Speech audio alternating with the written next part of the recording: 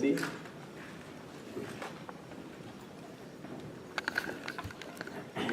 And file systems and persistence. So whatever we have covered like in these two topics, like starting from threads in concurrency, we'll be having it in the final exam. And one other announcement is for the project P5, which was released 2 days back. Usually for all the projects, we had like a maximum of 3 late days, but for this project, there's only going to be a maximum of 2 late days. And the reason is there is university policy that the final grades should be released before like 144 hours pass, or like it's just 6 days after the final exam. So since the final exam is on Friday, the grades will be released sometime on Thursday. And so for the last project, which is actually due on a Monday, so the maximum late days that you can use is 2, and so please try submitting it like before Wednesday, so that we can release the final grades on the Thursday. And I already mentioned this in an email, 2 worksheets will be dropped because we are going to grade a total of 12, and so there will be like 2 worksheets. The lowest scores will be dropped, and so each worksheet will just like contribute to 1% of your final grade. There will be a total of 10 graded worksheets. So all the 10 worksheets will be graded. So each one will be contributing to 1% of your final grade. And worksheets 9 and 10 are graded, and they are here. If you haven't, like worksheet 9 is on this table, and worksheet 10 is on the table. If you haven't collected them yet, you can collect it during the breaks. Are there any administrative questions on the final exam or the project, final project? Will we be getting a list of the late days we've taken, like as a tracking list or anything? Yeah, so the TA is actually having a spreadsheet with which he's tracking it. So if you want the details, you can just email the TA. So okay, he will let you know. As far as exam rounding versus project grades, do we have to request anything, or will that be handled for us? Since the policy is like you may, if you want, like you can drop like 2 sub projects or like 1 from each part. I think we will be just like as of now, I'm just planning to calculate it in a way like which one gives you the highest points, like either dropping project or calculating the final exam for 20 or 25% of the final and the midterm for 20 or 25% of weightage. Using that, I think whichever gives you the maximum point would be taken. So basically, as of now, I don't think I need any information from you if you want to like drop any projects or things like that. But if we need, we'll let you know.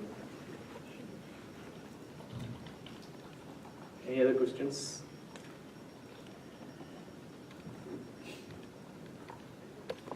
Will we get solutions to these worksheets?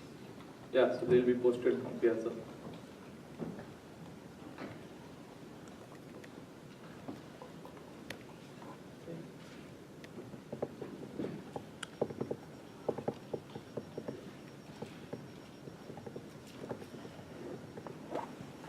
So the topics that we're going to discuss in today's class are following. So we are going to start with a review of the file system implementation. In last class we covered the data structures that a file system uses and the access methods. We did not spend a lot of time on access methods, so I think in the review today we will be like focusing a little more on the access methods, and then we are going to learn about a topic called crash consistency.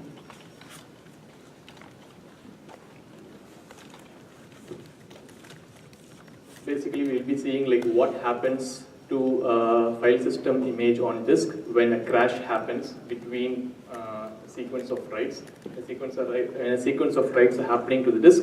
If in between the crash happens, what will happen and how can we recover from that? And the way the solutions, we'll be looking at two solutions for crash consistency today.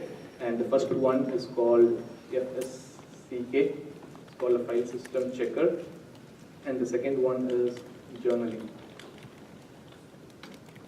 It's like a more modern solution for solving the same problem.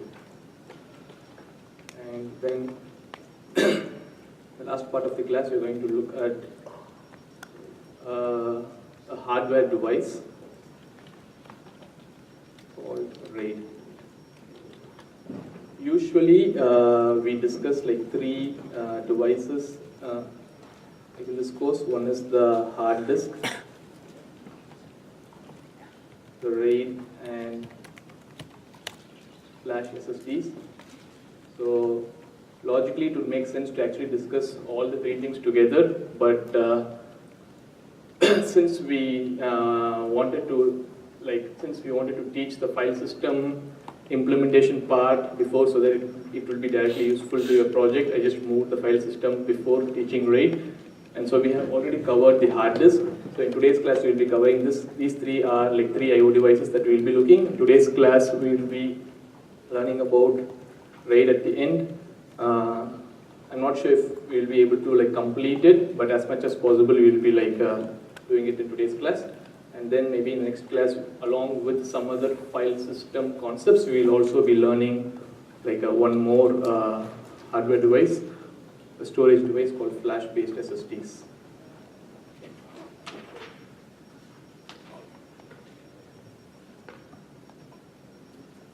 Actually, again, start with a review of. If you remember.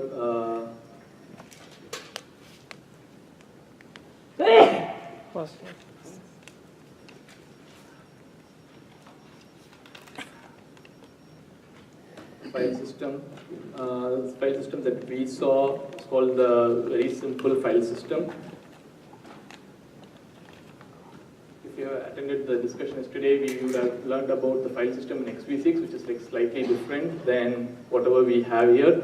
So in the very simple file system, we have the super block, and then we have the inode bitmaps, and then we have the data bitmaps, and then there are some blocks that are reserved for the inodes, and then we have the data blocks here. Okay, this is how a very simple file system is organized. In XV6, it is slightly different. For example, the first block will be reserved, it will not be used. And I think the super block will be the second block. So in XV6, the same file system structure will be like this will be reserved, will not be used. Second block will be a super block, and immediately after the super block, there will be like there is no inode bitmap in XV6. There will be like inodes directly. And so whenever you want to allocate a new inode in XV6, all you do is just go and look at each and every inode that you have and see if it is free, just use that. That's all we do here. But in like real world file systems like Linux, we have these two bitmaps, the inode bitmap and the data bitmap. Okay? And in XV6, after this, there is like another reserved block.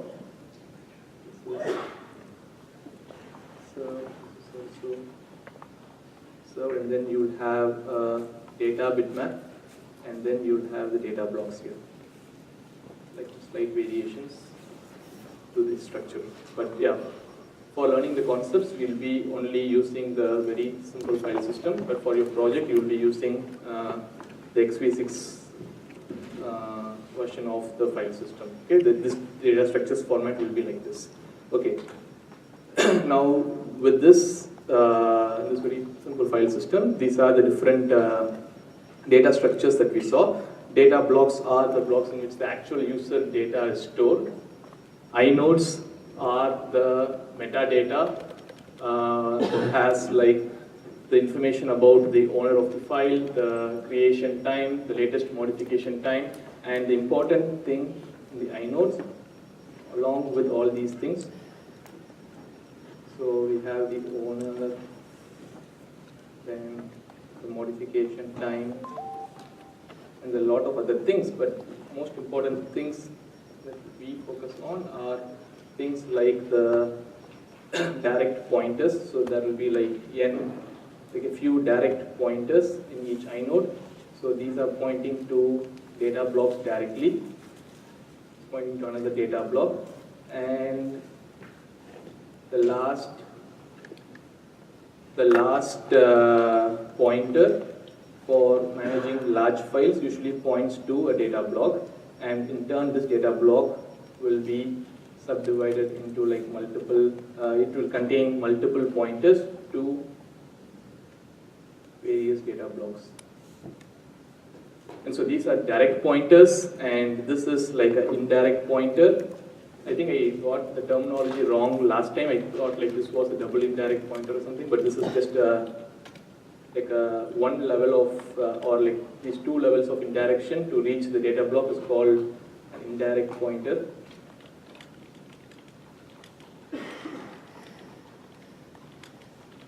All these things are called direct pointers.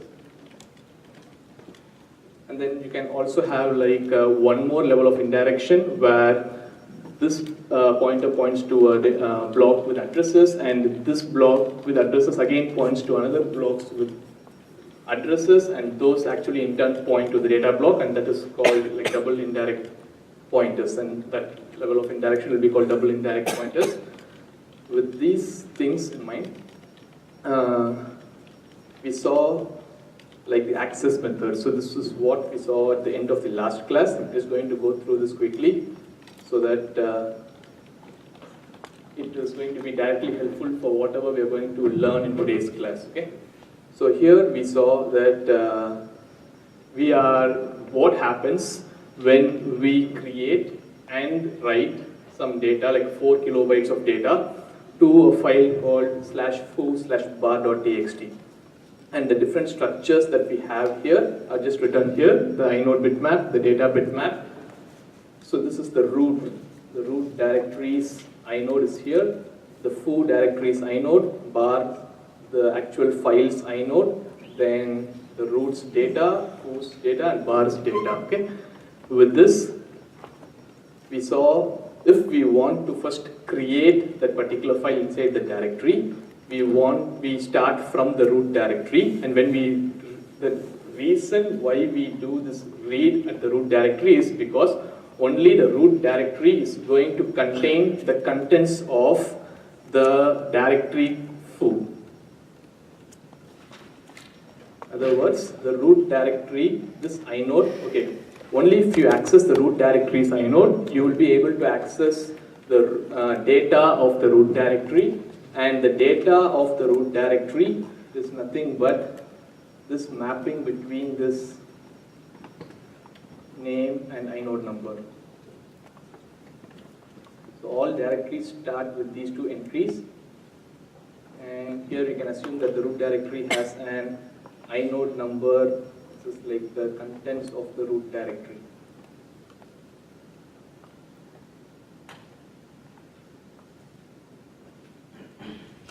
Okay, the contents of the root directory is going to be like this. So usually the inode number of the root directory is well known, and so in this case let's assume the inode number of the root directory is 2.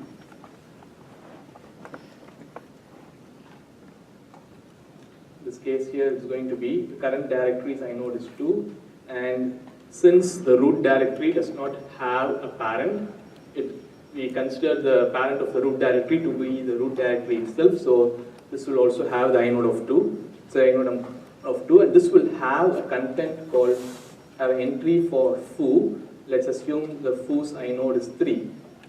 Then just to read this line of data from this directory, we are doing this read of the root inode and the read of the root data. Okay? And after we got this, now we got the inode number of the root directory. Once we have the inode number of the root directory, now we can actually go and, sorry, of the foo directory, now you can actually go and read the foo's inode. And in a similar way, foo's directory will also be organized in a similar way. But just to make sure, foo's directory contents.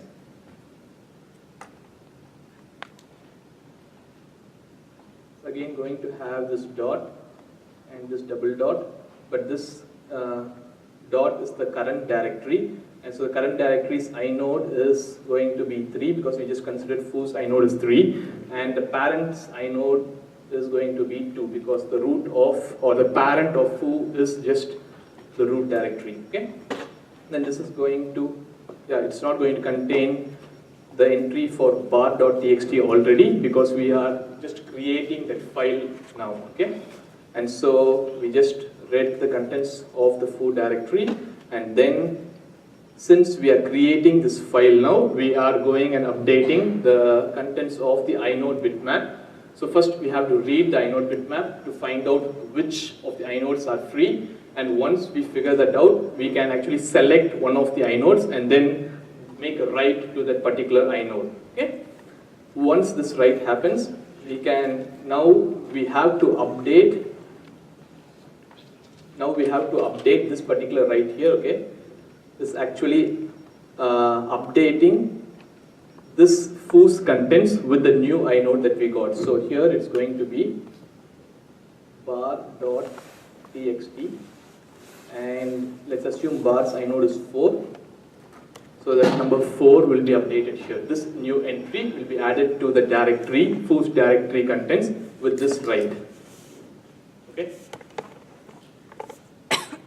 So any questions till now? Okay, and then we have the bar.txt, and here we are reading this bar.txt because this whole, the file system can only read and write the contents in terms of, in the size of 4 KB or like 1 block. But a single block can contain multiple, let's assume multiple inodes. These are like multiple inodes that are in the same block. Here we are just going to update, okay? We are just going to update a single inode in this block, but since we can't just write to that, just that particular small location, we are reading that entire block and then making that write to that single inode and then writing the entire block down. That's what is happening here. You're reading the block in which bar's inode is present, and then we are updating the bar's inode with the owner, the modification time, the creation time, with all those things, and then we are just immediately writing that bar's inode to the disk. And then here we have the foo's inode. The foo's inode is updated here because we just modified some contents inside the foo's directory. We just added the bar.txt entry inside the foo's directory here, and so we are modifying the modification time. We are updating the modification time in the foo's inode, and this just till here we have like just created that file, and when a write happens to the file, these 1, 2, 5, the 10 IOs that are used for this particular create, just for creating a single file, there are like these 10 IOs that are needed, and then when we are writing some data, you again read the bar's inode. Because why are we reading the bar's inode?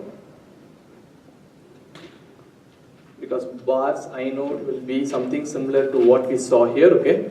Bar's inode will be something similar to what we saw here. Now we want to update this direct pointer, because when you're going to write something, you have to update the direct pointer in the inode to point to the data block that we are writing to, right? And so read the bar's inode and then go to the data bitmap, because this is the first block you are writing to the file. So you are reading the contents of the data bitmap and then choosing a particular data from that entire blocks of data that we have and modifying the data bitmap by setting that particular block to 1, and then you actually make the write here. Okay, you actually make the write to the data block, and then you go and modify the bar.txt's inode.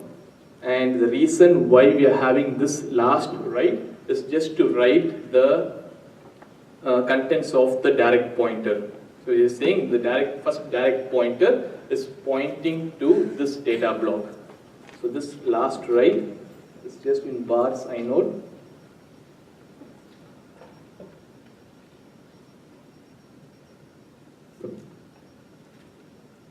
In bars inode, this last write is just writing this direct pointer with, let's assume the first data block is at, let's say, block 10. It's just saying like this is pointing to the block 10. Just writing this thing. This is the last write that is happening. And for the next write, okay, and for the next write will be, let's assume more writes are happening. Will we go and will we go and read the data bitmap for the next write? We can assume, okay, as of now, let's assume this first write only wrote 2 KB of data. If the first write only wrote 2 kilobytes of data, for the, let's say for the next write, when the next write is trying to write, let's say, 2 more KB, will we go and consult the data bitmap or not? No. Yeah. So we will not consult the data bitmap because there is still some space that is left in the block. So a single block is usually, this is a single data block, okay?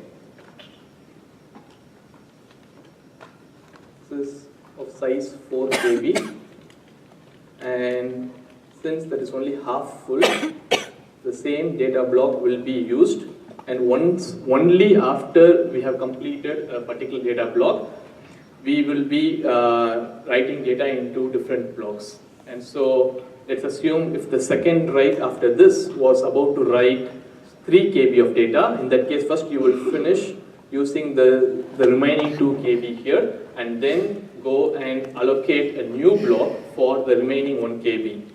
And for that, again, we will be going to the data bitmap, checking which data blocks are free, pick one data block from there, and then update the second direct pointer in the inode. So that now this file will have 2 data blocks. Are there any questions about this? What happens if bar.text eventually takes up more space than the pointers within its inode can allow? Like you say, each of the pointers can point to 4 KB. What if eventually it's bigger than? So usually we have, let's say, 12 4 KB direct pointers, and like the last one will be an indirect pointer, and then we'll start filling up the indirect pointers in that case. But even if that gets filled up completely, then that's the maximum file size you can have. So in the last class we saw like with the double indirect pointers, somewhere around we reached size I think 4 GB or something. That's like the maximum single file that you may have on a particular simple file system.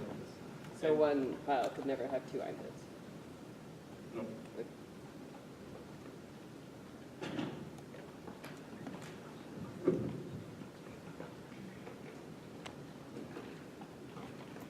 Okay.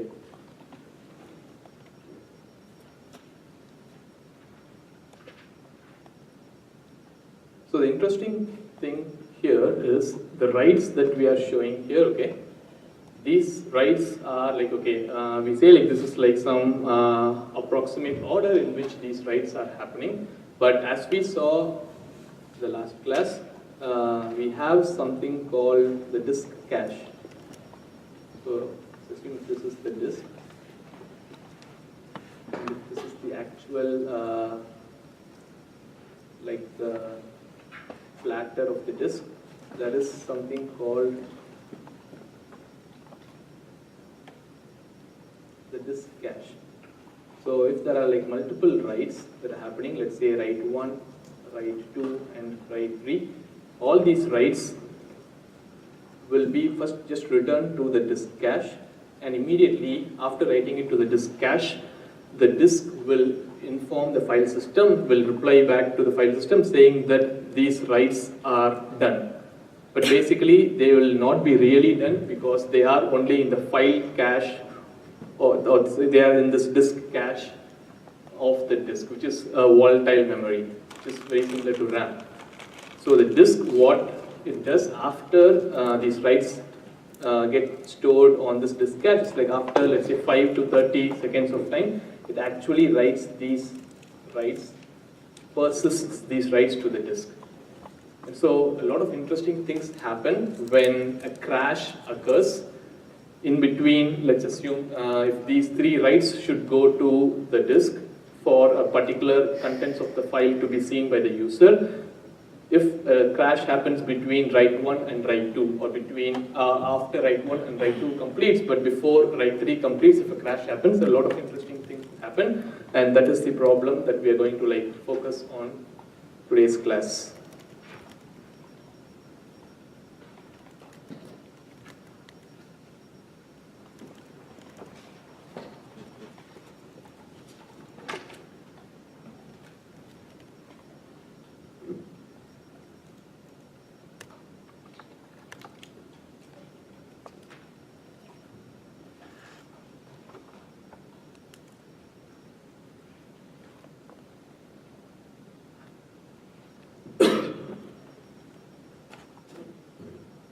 So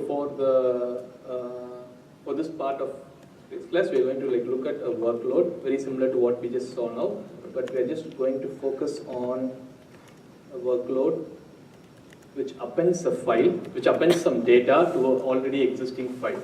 So a file already has some contents, and now we are just going to append some data to that particular file. So internally, how this will work is like the system calls that we will be calling is you'll first open the file, get a file descriptor for that particular file, and then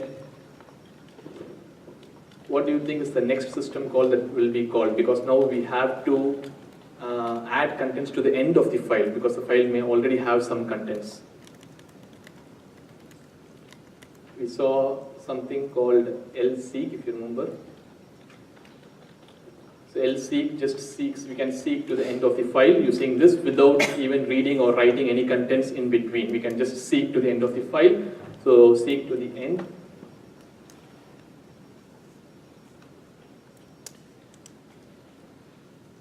And then issue a 4 KB write. Let's assume we are writing the entire block.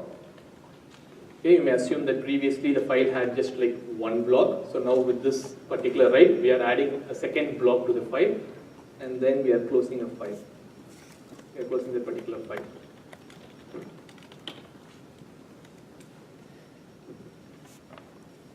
And again,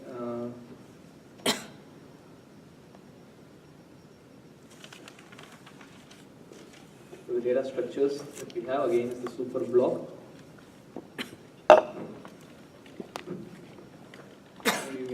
That we have, for simplicity, you can assume that we only have just 8 inodes in this file. Okay, these are the inode bit. This is the inode bitmap.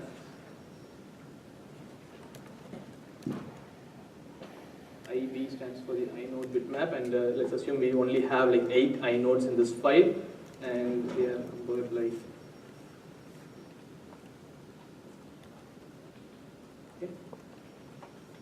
and then similarly we have only, let's assume we have only 8 data blocks. These are very simplifying assumptions, but this will be helpful for us to understand whatever we are trying to learn here. Assume there are just 8 data blocks, and this is the data bitmap that we have. The data bitmap, again it's 0, 1, 2, 3, 4, 5, 6, 7. And so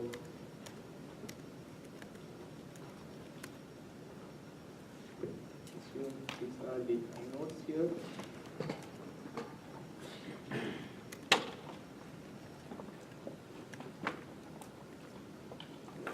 The inodes.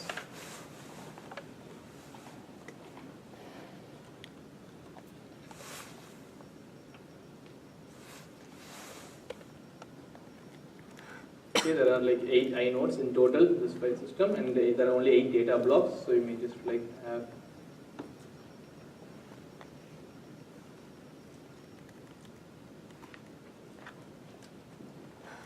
these are the data blocks.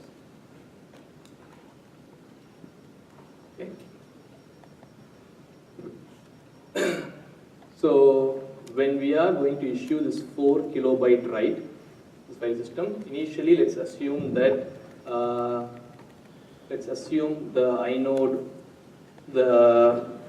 inode for this file that we are already having is, let's say, inode 1.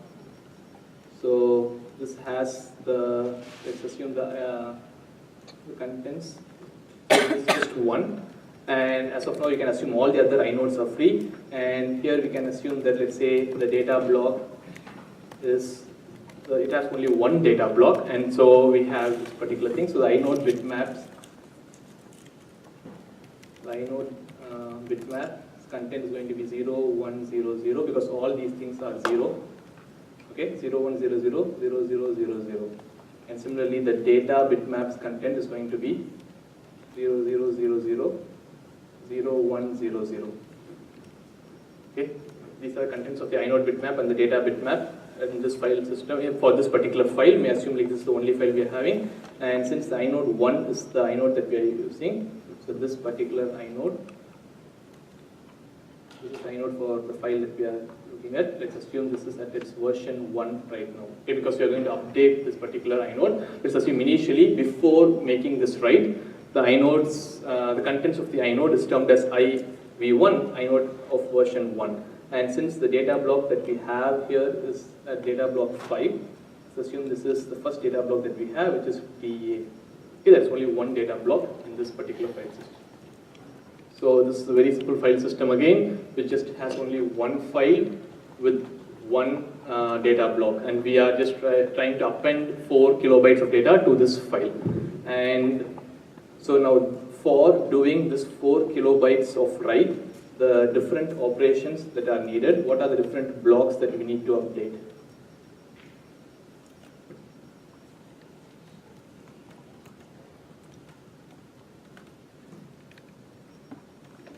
So the different blocks that we need to update is definitely we are going to like write some data, actual user data. So we are going to like write a new data block.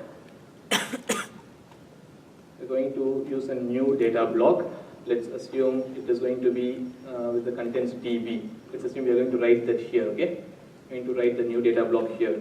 And so if this is the block that we are going to use, then automatically we are going to update the the data bitmap with this corresponding information, right? Because we're going to use this data block 6. And so we are also going to update the data bitmap. So let's assume the data bitmap initially was this content that we have, the current contents that we have here is the version 1 of the inode bitmap and the data bitmap, okay? So data bitmap is going to move from, so the contents of the data bitmap is going to change from, let's assume as of now we have 0, 0, 0, 0, 0, 1, 0, 0. So now we are just going to add one more thing here, right? Because this we are going to mark this as allocated. And so this is going to move from this to 0, 0, 0, 0, 0, 1, 1, 0. So in this case, let's assume this to be the data bitmaps version 1 and this to be the data bitmaps version 2. Okay? And then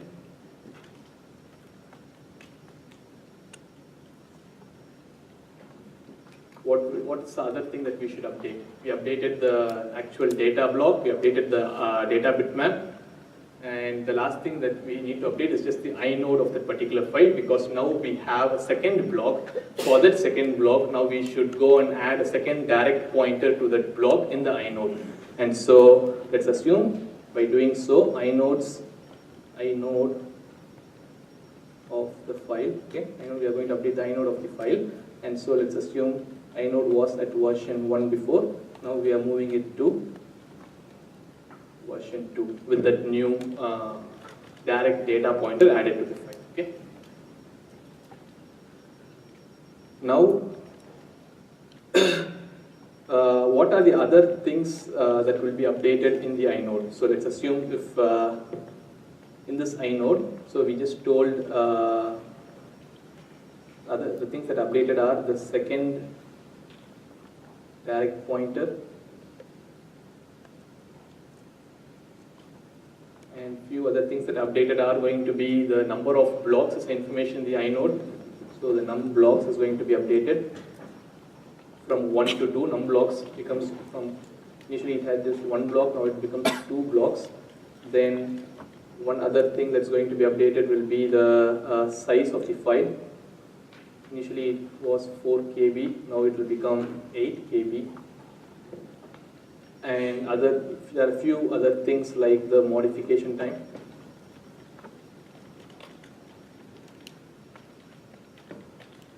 And maybe other things also. Okay. At least these things will be updated when we are updating the file. When we are adding this extra block to this particular file. These are the things that will be updated in the inode of the file.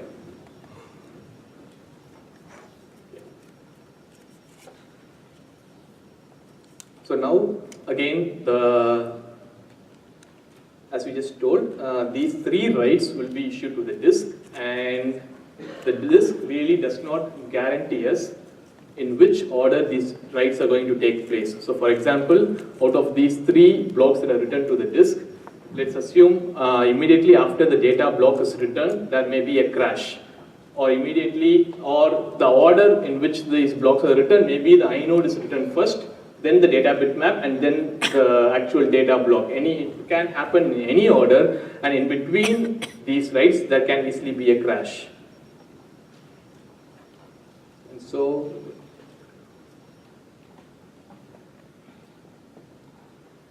the different crash scenarios that we are going to look at is, the first scenario is only the data block DB is written. So let's assume, now we are going to analyze this scenario. Only the data block DB is written to the disk, and immediately after this write, before we have persisted the writes to the inode and the data bitmap, there is a crash. So when we reboot the system, will the system be in a consistent state? So in this, if you think about this particular scenario, actually the file system is going to be in a consistent state from the perspective of the file system, because it really does not know, okay, there was some data block that was written, but there was no inode or no data bitmap that was updated, and so from the perspective of the file system, this is a consistent state, but it is not a good thing from the perspective of the user. If you think about the user has written something, the user thinks that that write has persisted to the disk, but when the system boots up, the user just opens the file and just sees only that write of 4 kilobytes that was written was not actually persisted to the disk, because the inode still points to the actual file without this added new block, okay? And so this is okay. So this state is consistent with respect to the file system. And then now the second scenario is only the inode is written. So let's just think about the state. So only when the inode is written, the data is not written, and then the data bitmap is also not written. So what are the different issues that may arise when the system boots up after the crash? So here we are assuming only the inode is written, but the other 2 blocks are not written.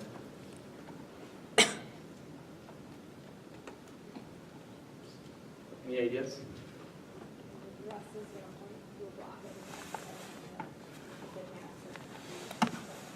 Exactly. So the first issue is we have an inode that is pointing to a data block, because we have already returned, which the second here in this case we have returned in this inode we have written, let's assume this is pointing to DA. We have assumed, we say like this is pointing to a block that's supposed to be with the contents of DB. Okay? But since that block's content has not persisted to disk, here the user can actually see garbage values. Okay?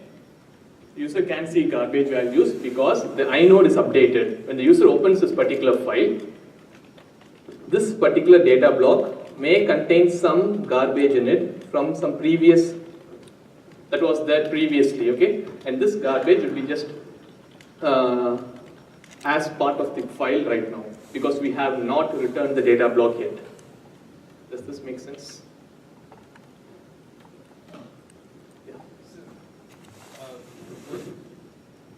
If the file system realized that it recovered from a crash, would it ever check to see if the data block was used in the data bitmap? Exactly, yeah. So this cannot be allowed. And so whenever the file system boots up, if you remember in older systems, mostly in Windows, we had something like whenever there is like sudden power outage, and then when we reboot the system, there will be like the entire file system will be checked for, let's say it will take at least 5 to 10 minutes of time. The entire file system will be checked, and that particular thing, there will be like a blue screen with a small progress bar, if you remember that. And that particular tool was actually file system checker. That is what we are going to see next, which is FSCK, which just checks the entire file system to identify issues like this and then correct them if possible. Okay? So there is a problem here, but there is one more problem here. Other than this garbage data, this inode pointing to this garbage data, there is one more problem. And that problem is, let's assume this particular block is block, we told we are writing to block 6, right? This is the block 6. We just updated this pointer here, right? We just said like, okay, now this inode is pointing to this block 6, but we never updated the data bitmap. In the data bitmap, corresponding to the value of 6, it is still 0, which means the same block after some time may be assigned to a new file, and at that time both the files may be pointing to the same data block. This is also a problem, and so the file system is not in a consistent state in this case.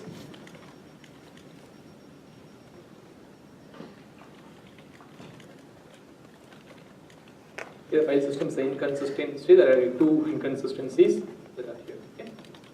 And the third scenario is only the data bitmap, version 2 of the data bitmap, okay, is returned. I mean, we only update the data bitmap. Here, the scenario is we have this inode. Only this is pointing to block 5, the first block, D, which contains DA. We have not yet updated the second block, but the data bitmap currently says we have not yet returned this inode, the pointer here, and we have also not yet updated the block DB here, but the data bitmap just says this block is allocated because this was returned and then there is a crash after this. And so if we don't correct this issue, this will lead to a scenario called space leak. Very similar to a memory leak. This is a space leak on a disk.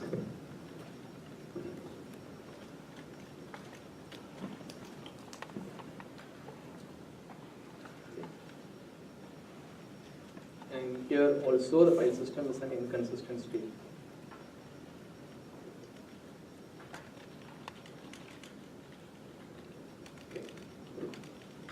Any questions about this till now? Yeah. So a space leak, what that means is just space that has been said that it's allocated, but it's in reality not being used. Not yet, exactly. So here, when, for example, no one is actually pointing to a data block called 6. In this scenario, no one is pointing to a data block called 6. Or in other words, the data block 6 actually does not belong to any file, but when new files are being created, the data block 6 is not going to be used because it is marked as allocated in the data bitmap. if it is marked as allocated in the data bitmap, that particular data block will not be used in the future for new writes by the same file or by different files. And so this particular scenario just says like the file system may think in this case that some blocks are actually used. In this case, data block 6 is actually used with some file, but no file actually uses it. Any other questions?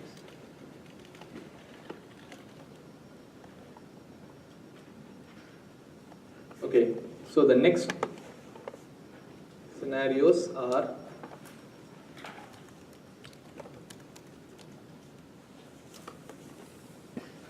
a combination of two. So what happens if the data block DB and the inode bitmap inodes version 2 is actually written? These two are written, but the data bitmap is not yet written. So here, the file in this scenario, the file actually has this, what to say, let's assume we have this inode here, okay? Inode has these two pointers to 5 and 6, blocks 5 and 6. Now both, this has been updated properly, and even already we have DA. Now even DB has been updated here, okay? These are fine. So when the user opens the particular file, the user will be able to see the data in the second block DB. But what is the problem here? Again, the problem is with respect to the data bitmap. So the data bitmap will still contain that particular block 6 to be free, and so it may be used for some other file. So at that point, it's like a problem. Suddenly, when the user opens the file after some time, he or she may see like a totally different data there which belongs to a different file. Okay, but usually we don't allow things like this to happen, and that is the need for tools like the file system checker or some techniques like journaling. The next scenario is like the other two combinations basically. What happens if the data block DB is written and the data bitmaps version 2 is written? So as you can say now, this is very similar, like the data bitmap says that block is allocated and that block actually also has some valid user data in it, but no inode really points to it. And since no inode really points to it, the scenario will be like this. Our inode will just have this 5 pointing to DA. This is not yet updated, but this is written, okay, DB is written.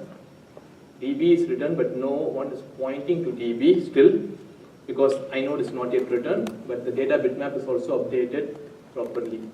At position 6, this has been updated to 1. So the problem here again is, from the file system's perspective, it's a space leak. Okay? From the file system's perspective, it's a space leak.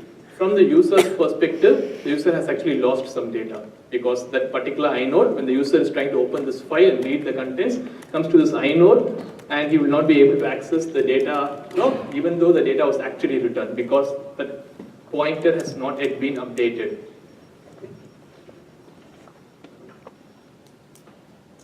Last case is both the inode and the data block version 2 are written. Now, will this be a consistent or an inconsistent state?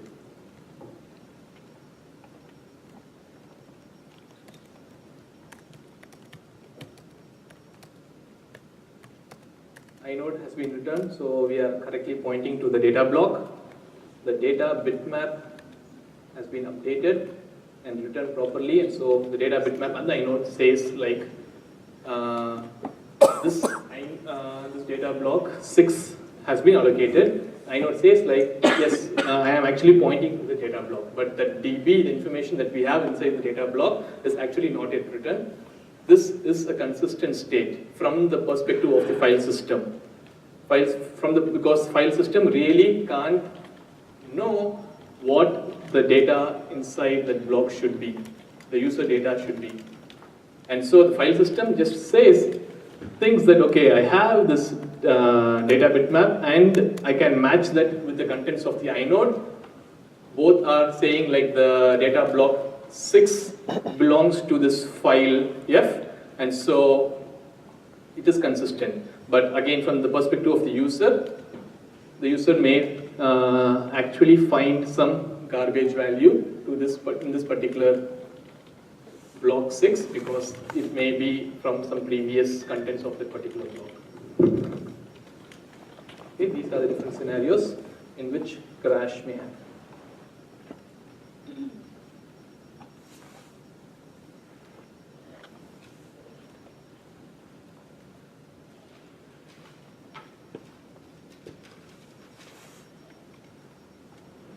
So the problem here is how can we, the high level problem that we are trying to solve here is, let's assume a file system is in a consistent state here. Okay?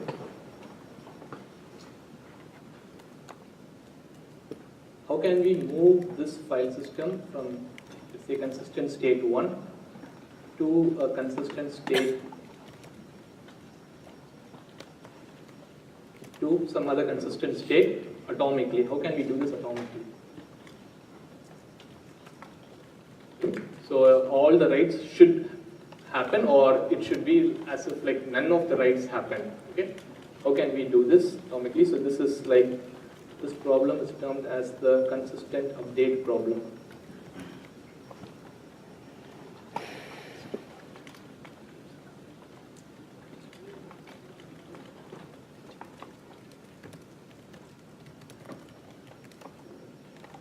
The reason for this problem to happen is the disk only commits one write at a time. We can't let's say commit like multiple writes at the same time. We can't commit like 3 writes at the same time parallelly in a disk. Only one write can happen in the disk at any point in time. And so that is the reason for this particular problem. And the first solution that people came up with is one of the solutions is the file system checker.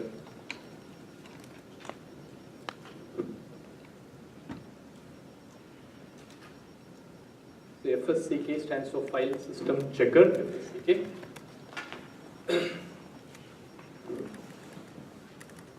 So the technique that File System Checker uses is to detect a problem and recover from the problem. And some of the assumptions that it has is no other file system activity should be going on when the file system checker runs. And that's why, if you remember, when we reboot the system, when the file system checker runs, you have to wait for it without, like, you can't do anything parallelly while it is going on. So, no other file system activity is allowed.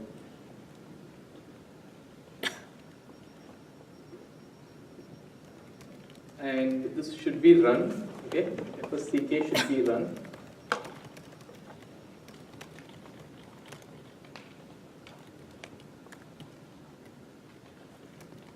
Before mounting the file system.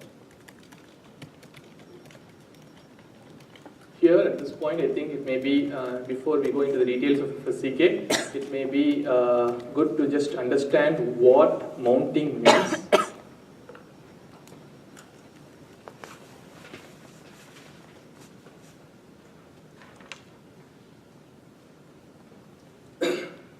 So this is like an aside, but I think this will be useful in general.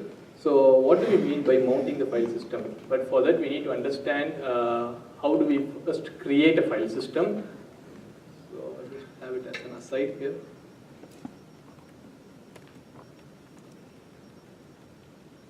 A command that is used to create a file system on a disk, it's called mkfs.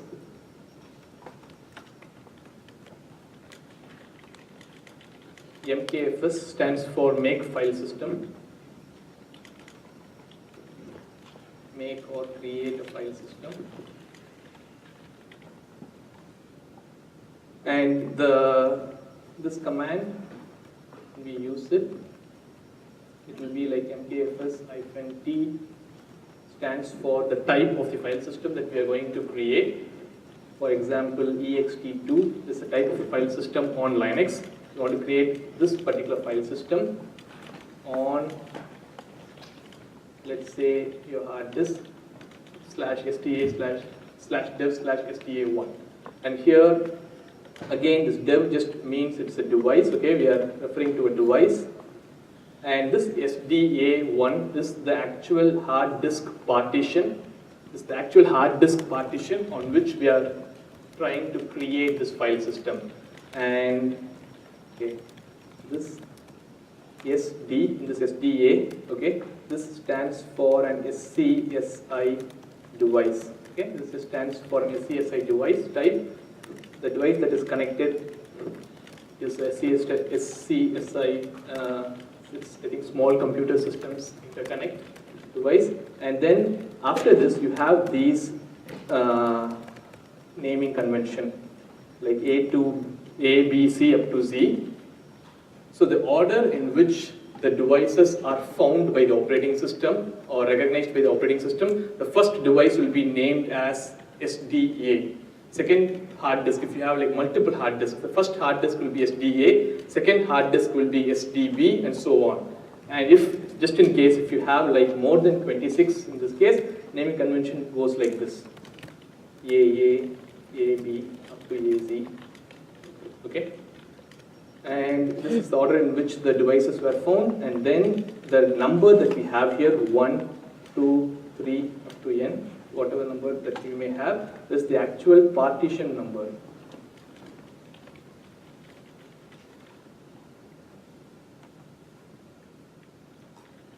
This is the actual partition number within the disk. You may assume this is the disk number or something like that. What is order in which they were found. So this is how you make a file system. You create a file system on a particular partition in a disk. Okay. Yeah. So partition is just like if you have let's assume you have a single disk. It's so in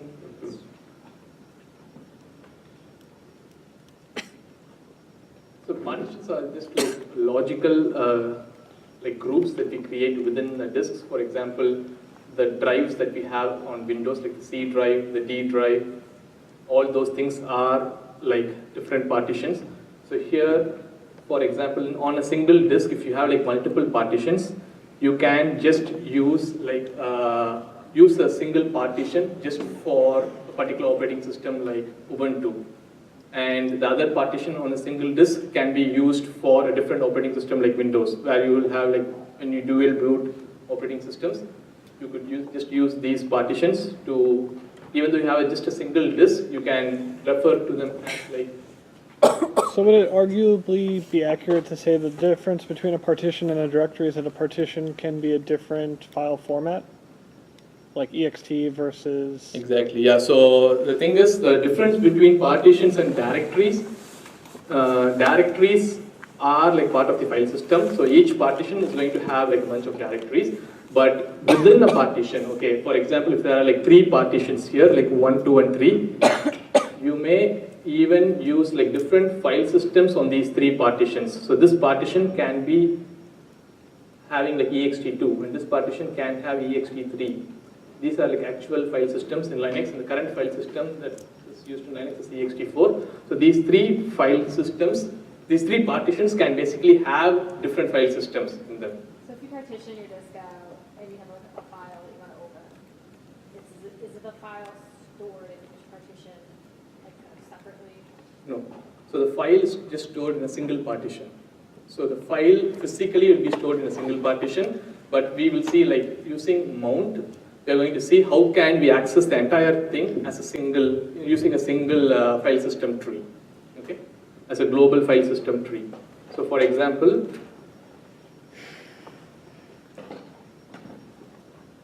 like Now we just saw this make file system.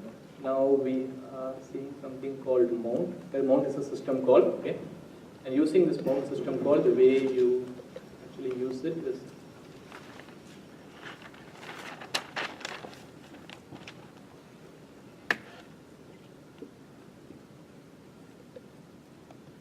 let's assume we just created this, so we can just use the same thing. I'm going to mount the particular file system that we just created at a location like home/user, something like this. If you say this, what it means is, let's assume this particular contents of this particular partition that we have with this file system has something like root A, B, C, D, E, F, something like this, okay? This is the contents that is there in this. And once you mount this use at a particular location, what it means like is like we have like a global thing with the home, maybe other things, okay? And home has user,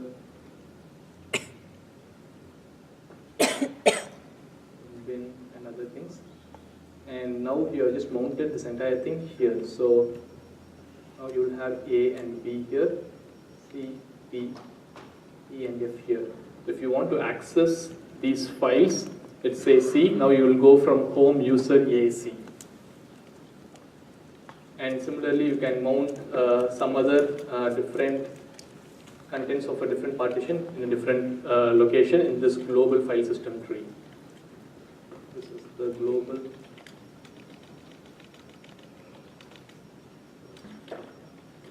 Okay. And so all these things should happen, the FSCK actually should happen before your file system is mounted on this disk. Okay, this is aside, it's not even related to this, but I just wanted to go over this because I thought this may be useful practically. So if you wanted to mount like little partitions, does it matter if they were created using a different file system structure? And No. you just have to specify that mount? Yeah, so here you have to specify it. Here, while doing the mount, you have to specify what is the type of the file system that is there in that particular partition, and only then give that particular location where you want to mount that particular file system. Okay.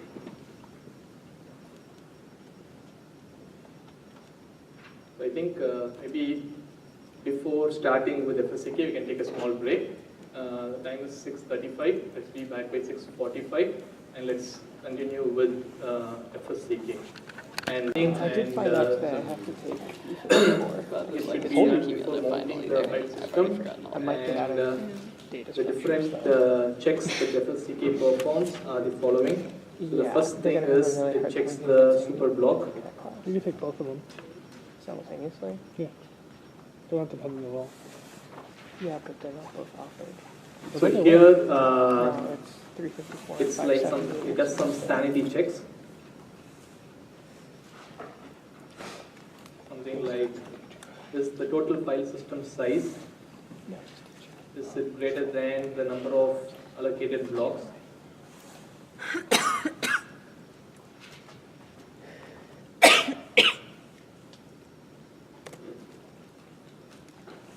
So if like conditions like this fails, it means like there is something totally wrong with the super block, and if the super block is corrupted, then the file system is not usable basically, and because of this usually there will be like there will be an alternative copy of the super block, something like usually in file systems that we are going to see, let's say the next class or something, there will be like a super block here and a super block here. Starting and the end of the file system will have like super blocks, and so if one is corrupted, we can basically fetch the other one and then use it. And the second thing that a FSCK checks is just the free blocks.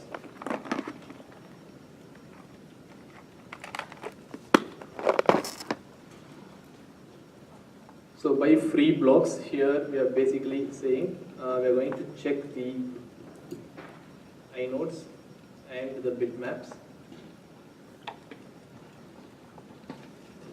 and make a list of all the blocks that are basically free. So in our example, if there is an inconsistency like this, an inode, based on our previous example, the inode of the file says that I'm pointing to, I have a value of 6, and so I'm pointing to a data block at position 6, the contents DB. But if the bitmap just says that the contents of the 6th data block is actually free. If there is a scenario like this, then the file system, while it is checking, it can actually detect this particular scenario and say like, okay, data block seems to be, there is some inconsistency about what are the blocks that are free in the file system. You can take a list of all these blocks and then go and try and correct this inconsistency. And the way the file system checker usually corrects this inconsistency is it just trusts the inode.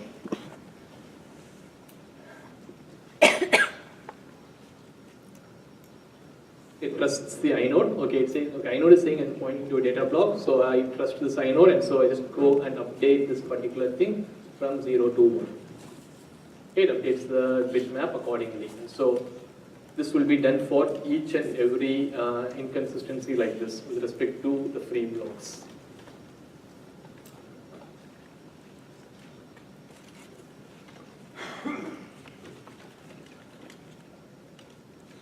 So the third check that FSCK does is with respect to the inode state of the inode.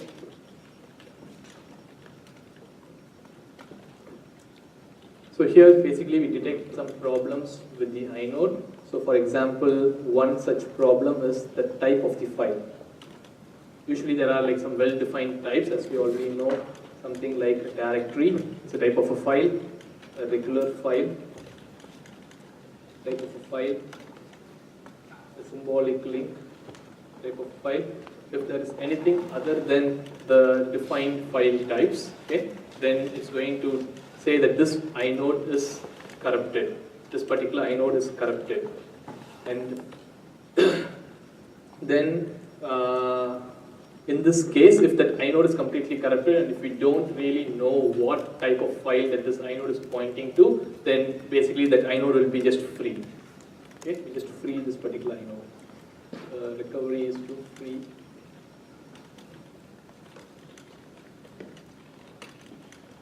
Okay, by freeing here, I just mean like just adding it to the list of free inodes. Okay, free inode. By doing so, you will be updating the inode bitmap.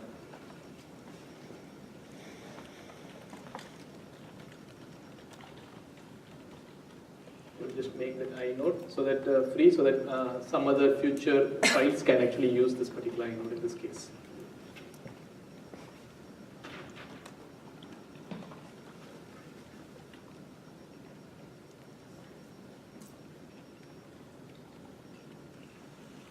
So the fourth thing is about inode links.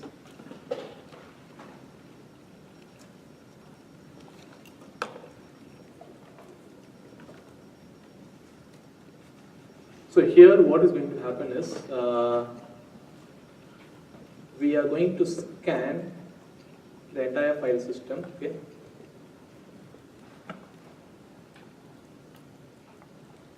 And update the link counts, okay, for each file.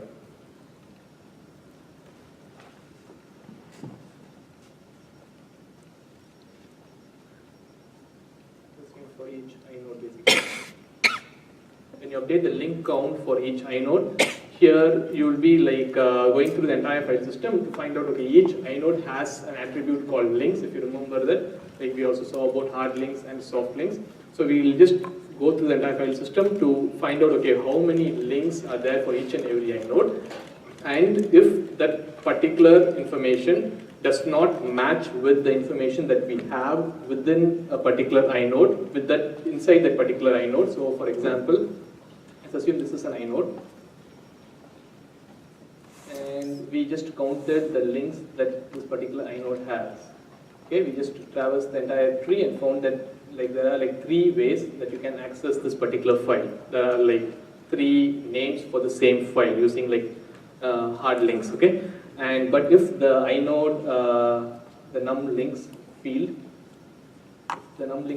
here was just 2, then we will detect this inconsistency basically. So after detecting this particular inconsistency, you say like, no, we just found this out for this particular file, and it actually has 3 links to it, but the inode incorrectly says it is 2, and so we are going to update this particular thing to 3.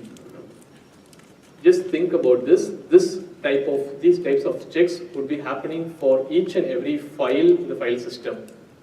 And if the hard disk is like, let's say 1 terabytes, and if it is like almost full, then just think about what is the time it is going to take, okay, for performing these types of checks.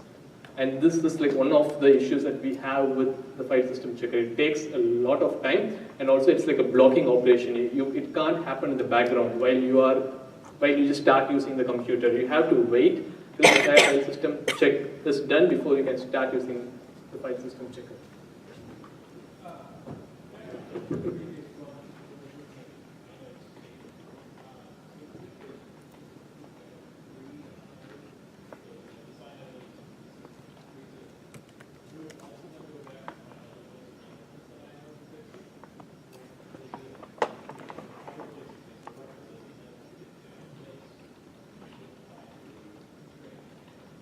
Exactly. So in the previous case where we are talking about the inode state, okay, and if the type of the inode is some undefined type, and if you're not able to correct that, then in that case we will just like mark that inode to be free. So in that case it just doesn't stop with that. It will actually, for recovering from that particular inconsistent state, we need to actually scan through the entire file system again and update the different directories that may point to this particular inode. You have to like remove those entries from the directory structures. Yes. Okay, because if you just remove that particular inode, mark it as free, then those directories may point to some free inode, and after some time, if that particular inode is allocated to a new file, then those directories may be just pointing to the new file.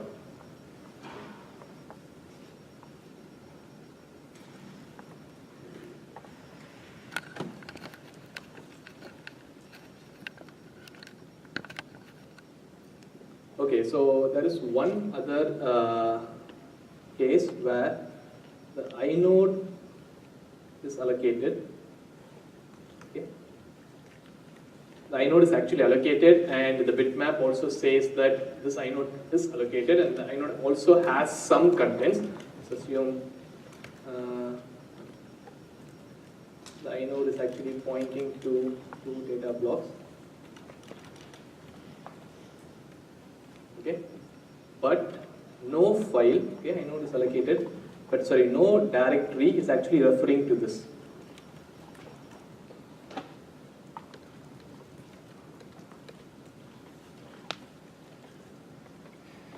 But no directory is referring to this particular inode. So what may be the case, what may be the crash scenario that has caused this is like we have returned the inode, we have returned the data bitmap, we have also returned the data, but we just before updating the directory's contents, there was a crash. This may be a scenario. And in this case, the FSCK just moves this inode. FSCK just moves this inode into a directory called lost and found.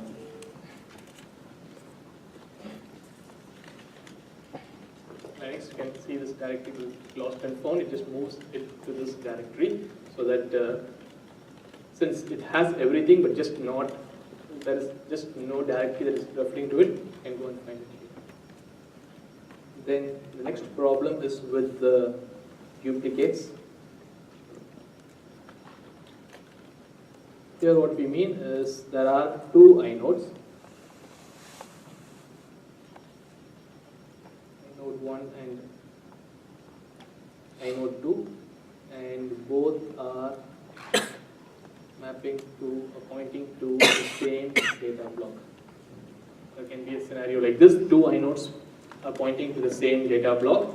In this case, the first thing the FSCK does is, for recovery, okay, first thing that it does is goes and checks if these two inodes are in a consistent state.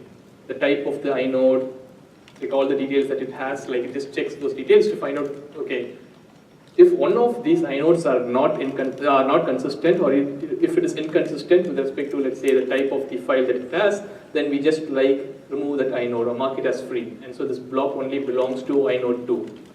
But there may be a scenario where both these inodes are consistent and still they point to the same data block. In that scenario, any guess like what may happen? How do we recover? We just copy the contents to a different block. Copy this contents to a different block. Let's assume if both were initially pointing at block 10, okay? Just copy the contents of this block to a block called block 11 and go and update it in one of the files. So now both the files are going to have the same data after this recovery. Any questions till now? I'll just take 2 more cases.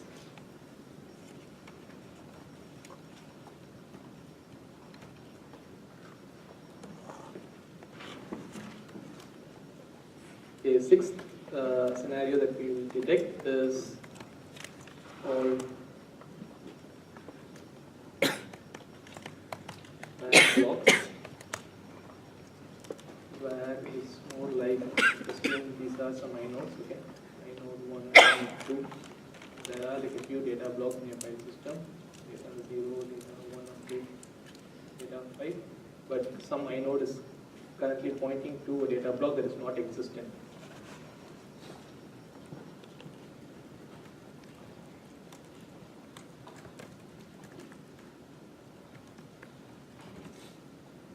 So in this case, the recovery is it's just like pointing to some value where we don't even have a data block at that particular index. And so here we just clear that particular pointer.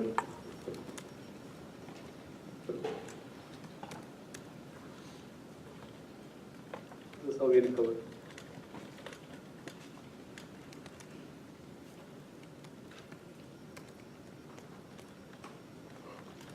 This doesn't exist, you mean like, it's literally just like outside of. Yeah, outside the range, like out of bounds. The bitmap to see if it's like a non-allocated block or. No, it's not doing anything. It's just saying it knows like how many total data blocks are there. Let's assume in this case if there are only 0 to 5, then the number is like some 10 or 12 in this case. Just outside the range of the data blocks that we have. Okay, can FSCK check the contents of the user files just to make sure that if they are valid or not? Let's assume we have a text file. Is it possible for FSCK to check the contents of the text file to see if it is valid contents or not? Actually, it's not possible for any type of file. It's not possible because from the perspective of the file system, they are just data blocks. It can be some sequence of zeros and ones, which some application may make sense of those data blocks. But the file system, from the file system's perspective, it is just some sequence of bits. That's it. So it can't really make any sense because it is not in any particular format. Okay. But can FSCK make sense of, let's say, can it check some inconsistencies with respect to directories? Regular user files, we can't do anything. But just think about what happens. Can we check the contents of directories? So the thing that we are trying to focus here is the contents of the directories. If you remember how directories are structured, usually they are just like a mapping from the inode, the name of the human, like defined name to the inode number. So they are in some specific format. And directories are metadata of the file system. And so they are in a particular format, like a tabular format. And so the file system can actually check directories to see if there are some inconsistencies there. By inconsistencies, let's say, the last check that you're going to see is the directory check. These are some of the checks that happen. Okay. So the first check you can think of is like check for like all the directories. The first entry should be the current file, which is the dot, and the second entry should be the double dot. This is the format in which all the directories will be formatted, and this will have some inode number, I1, I2, okay? And so it just checks if all the directories have this particular, the first two entries of all the directories, just checks if the first two entries are dot and double dot.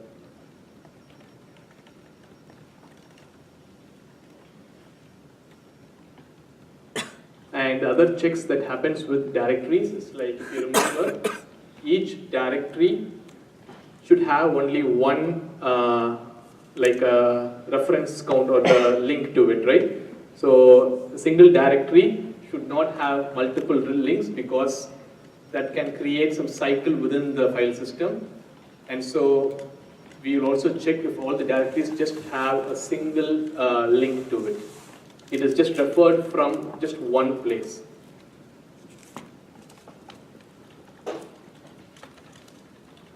for example, things like, let's say A, B, this file system can't be like this. So in this case, if all these three are directories, then this has reference count or the number of links be 2, which is not possible. If this is there, then this particular organization of the file system is not possible, and so now this will be corrected.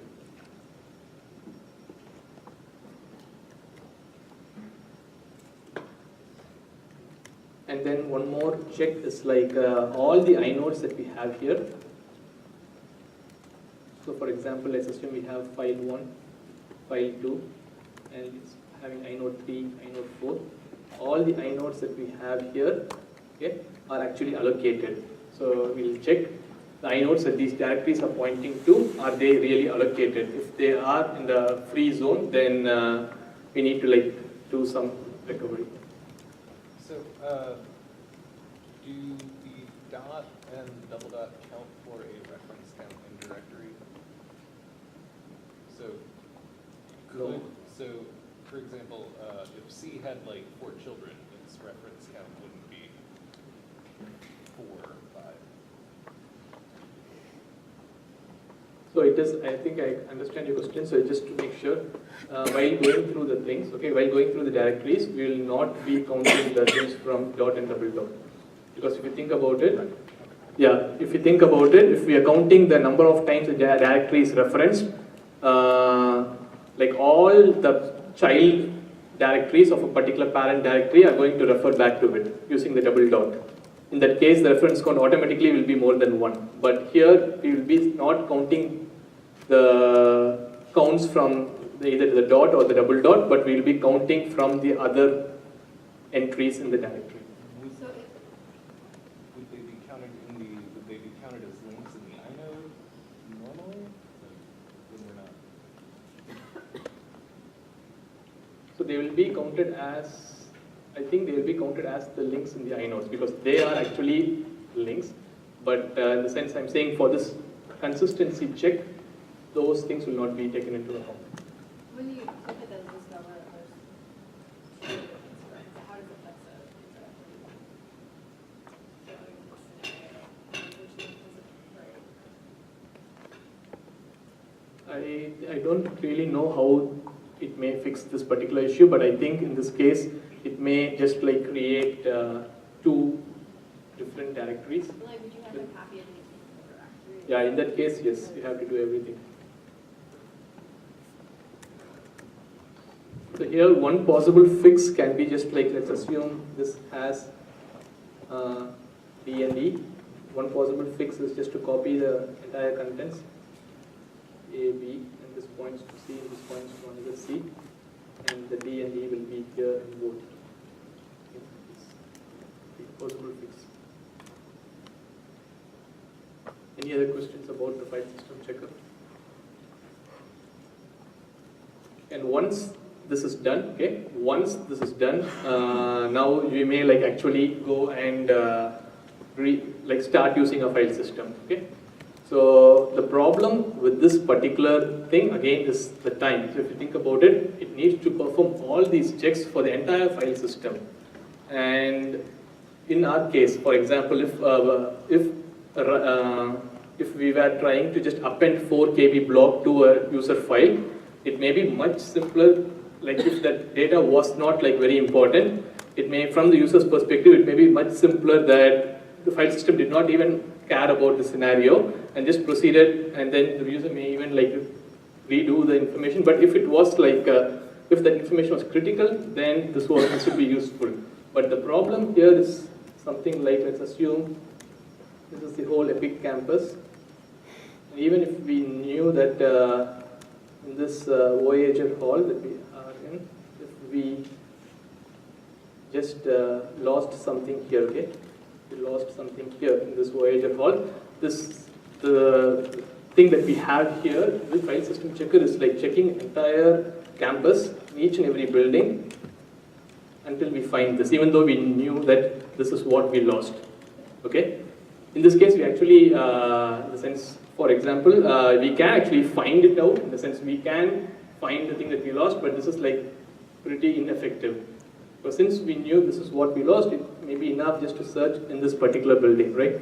So here, so people came up with a new approach, because when we map this to file systems, it's more like only the thing that may be inconsistent will be only related to the last set of writes that are currently happening. Okay, and you need not worry about all the previous writes or the entire file system. You need not check the entire file system. So how can we avoid this? So the technique that people came up with is called journaling.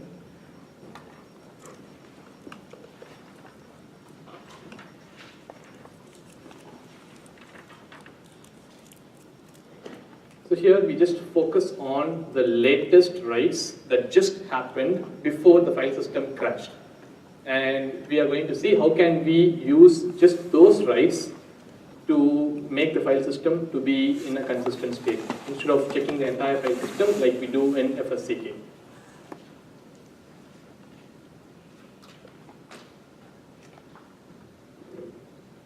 So the high level idea here is,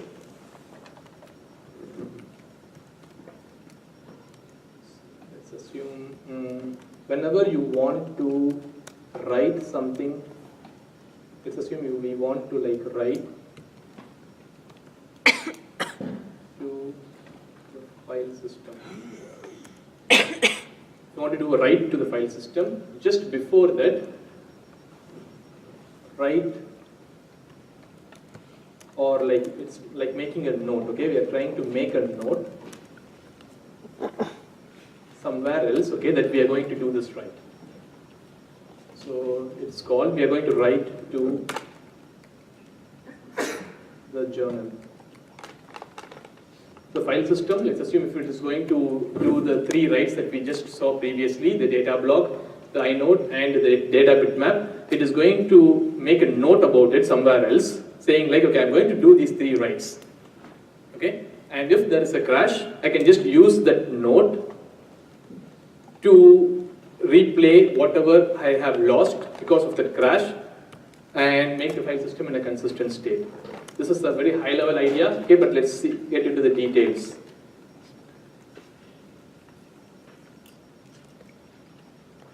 So journaling is implemented in like many file systems. We are going to focus on file systems like ext2, ext3, which are Linux file systems. Okay. The ext2 file system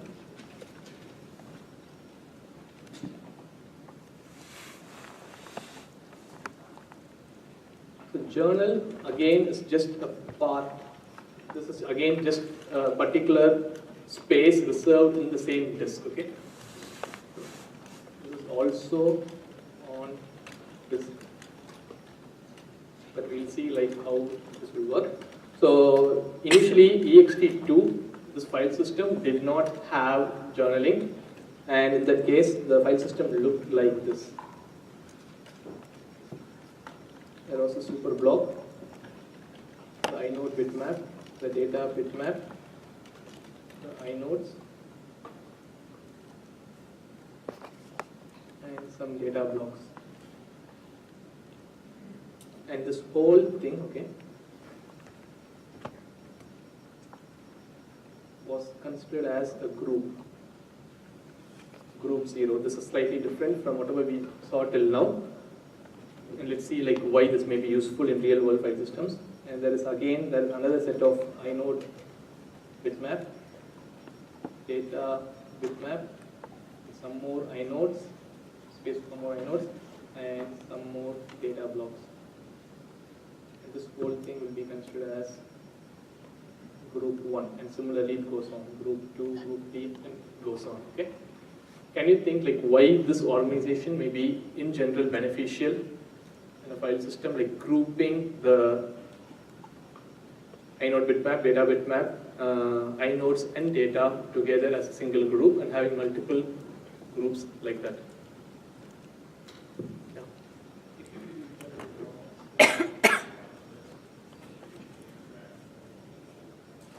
Exactly. So when we just saw the workload for opening and creating a file, we saw like we were accessing the bitmaps, the inode bitmap, the data bitmap, the inodes and the data blocks for reading and writing. And when we think of the same thing happening on a disk, each and every operation will be seeking like to its maximum, in the sense we will be like at the beginning of the disk for accessing the the bitmaps, and then we'll be moving somewhere else in the disk for accessing the inodes, and the data blocks were at the end of the disk, so we'll be seeking a lot. Does it make sense? Again, while writing data, if you want to again update the inodes, you'll be seeking to the front of the disk, and this seek operation is like heavy, it's like very costly, and so this organization basically reduces that, because it groups things together, and so that all the data blocks that are related to the inodes in this group will just be there. So the seek will be minimized, basically. So are the bitmaps only referencing like each group's blocks? Exactly. So these are like group-wise bitmaps. The bitmaps in each group only refer to the inodes and the data within that particular group. They are not like global things. They are like for each group. Okay?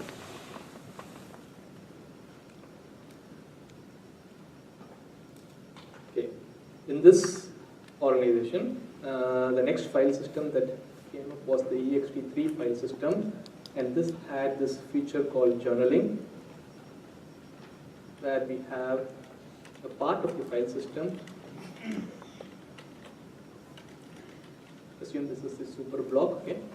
And then a part of the file system is reserved for the journal. A fixed location in the disk.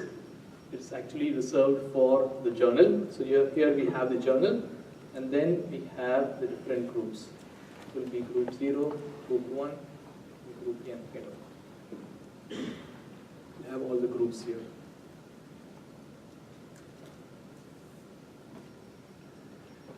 So the workload we are going to consider is again the same thing.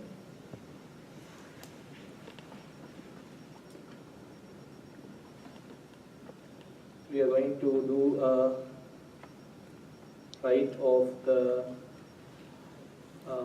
inode version 2 from the same append example that we saw previously. We are going to update this inode. We are going to write the data bitmap. Since it was an append operation, we are going to write the second version of the data bitmap to the disk. And the third thing is writing the actual data block db. Okay, these are the three writes that we're going to focus on.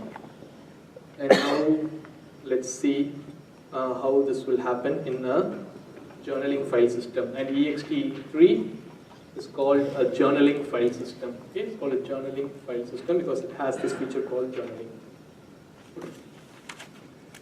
And let's just start with this. So now we are just going to focus what happens in this journal. Okay. Now in the next part, we're just going to focus when these 3 writes happen, we just told like we are going to make a note of these 3 writes somewhere, which is nothing but this location called the journal. And then we are actually going to make those writes in the file system proper, in the actual locations where those writes needs to happen. That is just the high level idea. Okay? So here, this is the journal.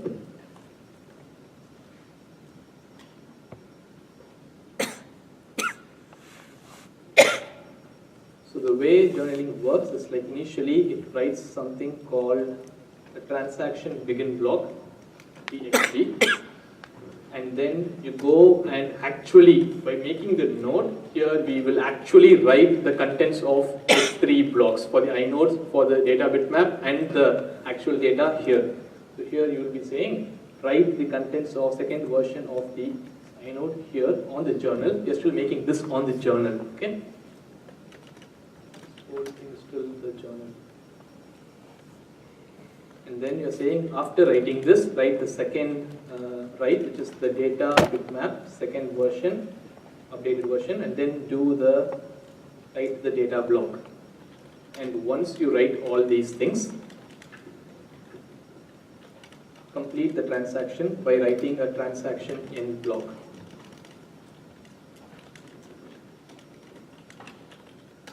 And usually the transaction begin block, okay, this contains the, you think of the final addresses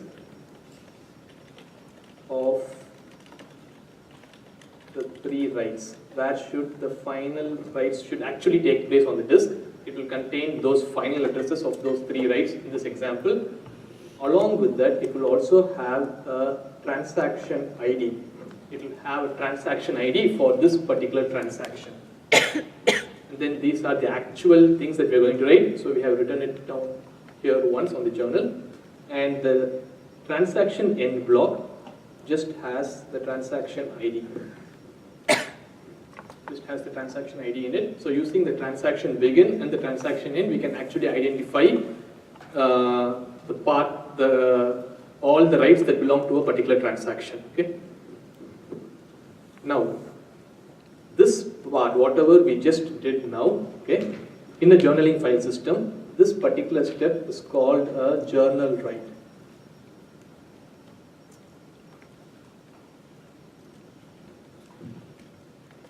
Okay, this particular thing is called a journal write. So we have written those 3 writes along with the transaction begin and the transaction end block in the journal. The second step in the journaling file system is called checkpoint. Okay. And what do we mean by checkpoint? Is actually writing the metadata and the data. So here, these 2 are the metadata, right? This is like a metadata. And data bitmap is also a metadata. And this is actual data block. So checkpoint, this is the process or is the step in which we write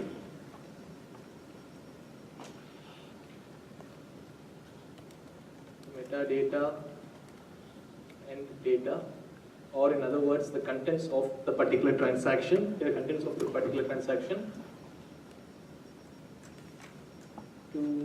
the file system proper. Here by file system proper, we just mean the final locations or the actual disk locations where these should be in. Okay. Any questions till now? So we'll be like just building on top of this idea.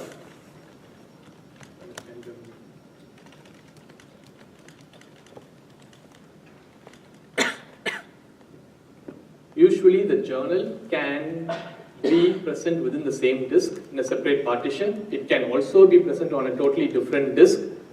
It is also possible. Okay, journal can be present on the same disk as a separate partition or also on a different disk. So with this thing, first let's just look at the case when a crash happens, like a simpler case, okay? Let's assume we have written the journal. This is like an assumption that we're making. We have written the contents of the journal, and after we have written the contents of the journal, Now we are just going to go and do a checkpoint, okay? So journal write is done. Now checkpoint, in the checkpoint, you first do, let's say, write inodes version 2 to the actual file system, okay? And then write the data bitmap version 2 and write the actual data. Now, wherever, like here or here, in any of these places, if a crash happens, okay, if a crash happens in, let's say, after the first write or even after the second write, when we are actually writing to the file system, now the way recovery works is just by after recovery, okay, when we are the process of recovery or when the file system, when we reboot the operating system, we just go and start reading the journal. And when we start reading the journal, the last few transactions, in this example, we have just one transaction, but there may be like, let's say, 2 to 3 transactions that were on this particular journal, okay? And all those transactions will be replayed. So in a crash recovery using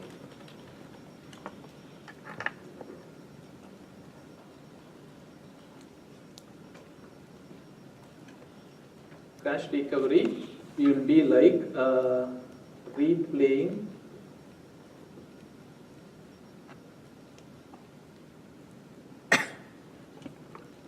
the transaction. So when we go and replay this particular transaction, these will be the checkpoint process will happen again, so that this data will be actually returned to the disk in its actual location. Okay, this is how recovery happens. But you could have easily figured out issue with this particular thing, right? So what do you think is the issue? Like, it solves a problem when we have returned it to the journal, but before we actually write it to the file system, there is a crash. But what issue haven't we solved yet? Exactly. So what happens, because this journal is also just part of the disk, what happens if a crash happens sometime while writing the contents on the let's say on the journal, okay, in the journal. So when we are writing some contents in the journal, so in that case,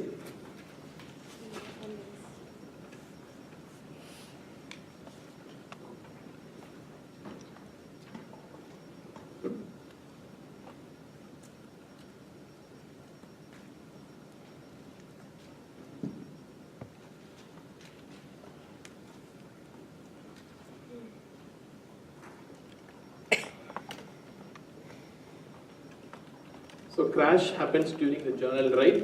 So it may be like much simpler if these blocks, okay, if these blocks were written in order, okay, in the same order that we're seeing here, it may be much simpler, because just we can see if a transaction has not completed, if the transaction end block has not been written, then we can see that, okay, this transaction, we have not even completed writing the note in the journal, and so we just like discard that particular transaction.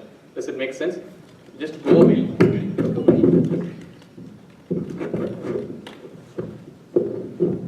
So during recovery, if only these 3 were written, and if transaction end block was not written, we can easily just discard that particular transaction from replaying. Okay, we can just ignore this transaction. But since we have a thing called the page cache, okay, even for the journal, these writes don't happen in order. I mean, these writes can actually happen like this. So the transaction begin block is written, the inodes version 2 is written, and let's say this was not written, the data block was written, and the transaction end block was written. Before writing the data bitmap, a crash may happen. Okay? Because these writes are actually buffered in the disk cache, that is in the disk, and the disk cache, the writing from the disk cache to the actual surface of the disk does not guarantee any ordering of these writes. These writes can happen in any order. And so this particular scenario can easily happen. And so in this case, the data bitmap into this not return and a crash happens. Or it can be any other block basically. It can even be inode was not returned or just the data was not returned. In the case when the data, just the data was not returned, it will be like both the inode and the data bitmap were persisted to the disk, and the file system thinks it is in a consistent state, but just it will not even worry about if just this was not returned. While replaying this particular thing, it will not even know like what is the actual data and just write some junk into the file, and when the user opens the file there will be some garbage data. Okay. Since this scenario can happen, we need one more like a step in the protocol. The protocol that we saw, okay, this was the protocol that we are seeing. Okay, journal write was the first step, and then we have the journal checkpoint, right? So this is not journal checkpoint, this is checkpointing in the actual file system, where we do the writes in the actual file system. And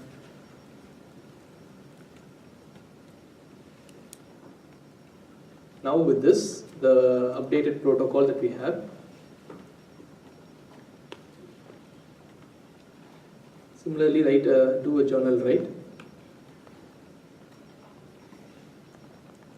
But in this journal write, okay, this write will only involve the transaction begin block, the metadata and the data. Metadata and the data.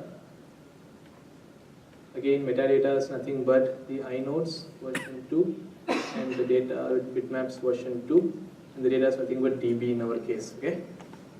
And then after this, we have something, we will be waiting for these writes to be persisted to the disk, and we call that, in file systems, it's called a write barrier.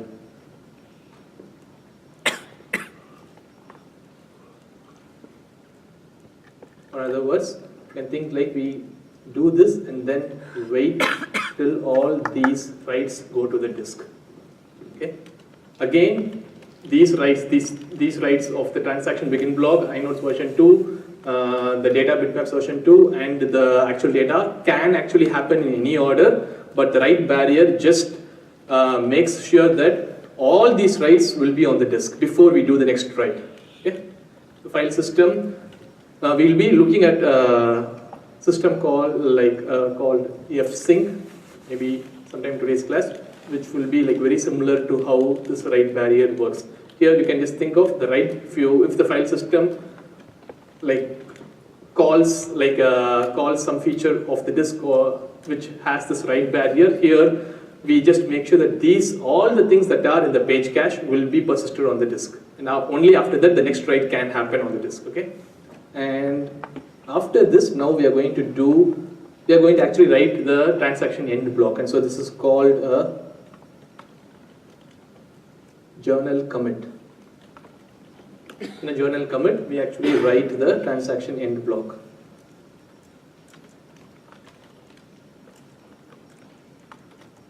And again, after this, we need to do a write barrier or wait.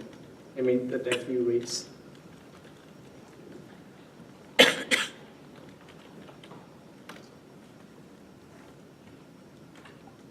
Okay, here also you do a write barrier so that after this, you will be sure that okay, the transaction end block has also reached the disk. Only after this point, we are going to do the actual checkpoint.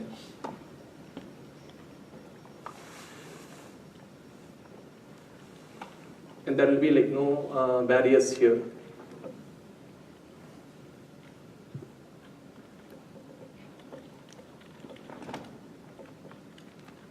Because once these two, the journal write and the journal commit, once that is complete, we can be sure, irrespective of how many times the system is going to crash after that, eventually these three blocks are going to be persisted on the disk. Is that right? Even when you are doing a recovery, there may be a crash, but still you have this contents on the journal, and so you will go and replay it just to make sure that these blocks actually reach the disk. Do you have any questions? Because again, only if you understand this, we'll be able to like proceed next things that we're going to learn today. Yeah.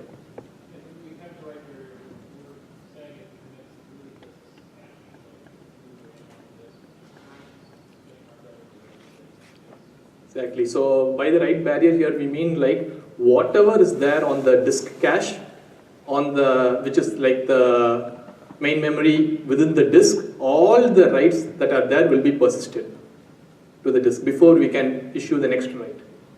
Everything that's there. So we know that we have already returned the transaction begin, the metadata, and the data, and so all these 4 blocks as of now will be on the disk. And only then we will be starting to write the transaction end block. So here we could still have a crash and not have a complete journal entry, but this just will know it because you won't have the TXE. Exactly, yeah. So here again we can still have a crash because crash can now happen when we are doing a journal write.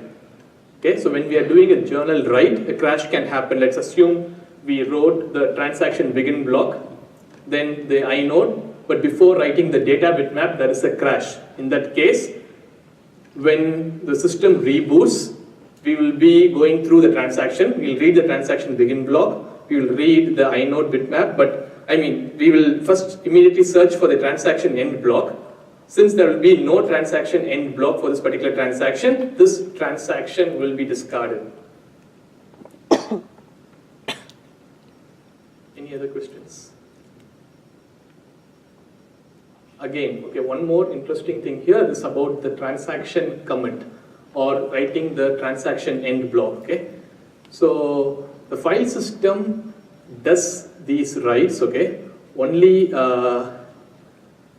in terms of blocks of 4 kilobytes. Okay, file system usually interacts with the disk in terms of only blocks, which is 4 kilobytes.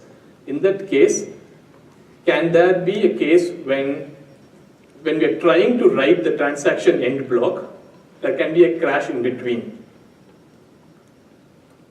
The transaction end block is 4 kilobytes. Let's assume that the whole block will be like 4 kilobytes in size.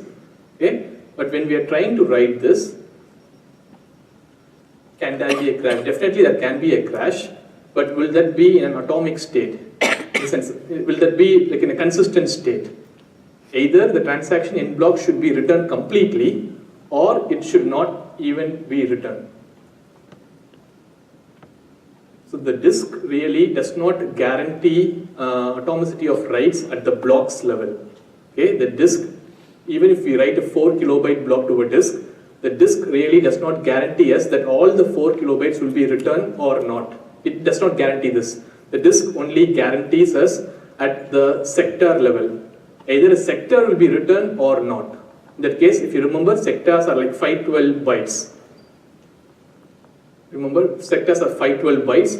So just people make sure that, you have to make sure that this transaction end block is of size 512 bytes.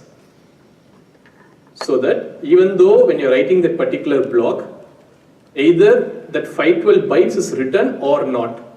Okay, either the transaction end block is on the disk or it's not in like any intermediate state.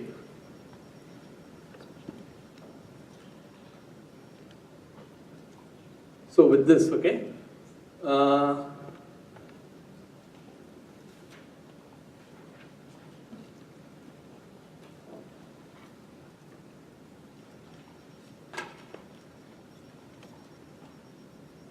so the next thing that we're going to see is, let's assume we have a journal, okay.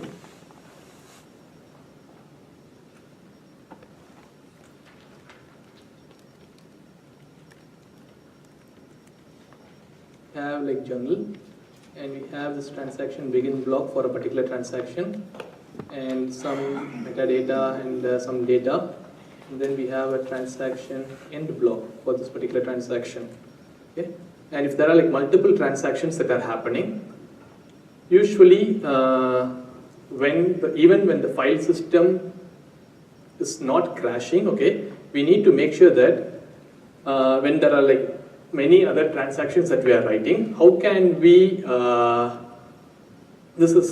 manage the space on this journal? Because this is not like infinite space, right? We just have some part of the disk reserved to be the journal, and easily when there are like multiple transactions that are being returned to the journal runs out of space after some time. How can we manage this? We have, till now we have these three things: journal write, the journal commit, and the journal checkpoint. To this particular protocol, we are going to add one more thing. So basically, after a checkpoint is done, if we know that the checkpoint has completed, we should be able to free some space in the journal, right? We should be able to free some space in the journal. And how does it work? Is basically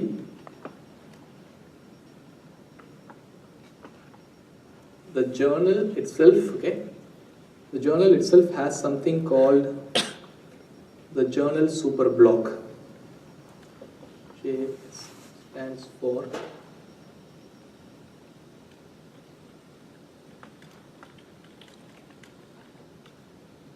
the journal super block. So here you can think of the journal in a simpler way. It has a journal super block, and then there are like multiple transactions. Let's say transaction 1. You may assume this is the entire transaction, okay? This is like the entire transaction with the transaction begin block here and the transaction end block here. And this is transaction 2, this is transaction 3. Okay? So we just like consider the way that they treat this is like they consider the journal to be like a circular buffer. Okay? Consider the journal. So the idea here is how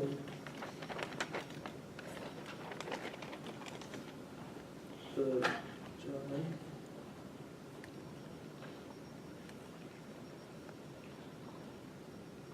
how can we make the journal finite space? So here usually what happens is this particular the journal super block points to something like, okay, this is the start of the journal. At this time, this is the start of the journal, and it also has a pointer to the last transaction in the journal. Like this is the end of the journal. This is the end transaction in the journal. This has a pointers to these two transactions, and let's assume when transaction 1 has been checkpointed, then the journal super block will actually update this. So let's assume now transaction 1 is done, okay? Transaction 1 has been checkpointed, which means the actual contents have been returned to the file system proper. In that case, just this pointer is going to be updated. Now we are going to just change this to point to the second transaction to be the, now this is the new start of the journal. That's it. This is how keep the journal to be finite.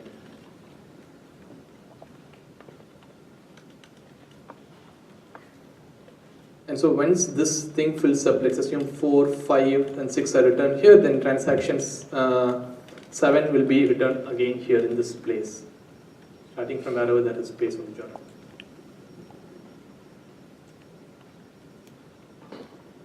So the updated protocol that we have here is, the fourth thing is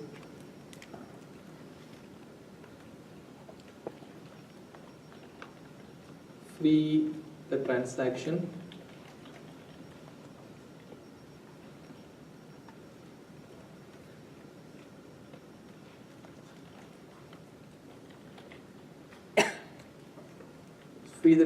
on this journal. This is, how do we do this? By updating the super block, journal super block.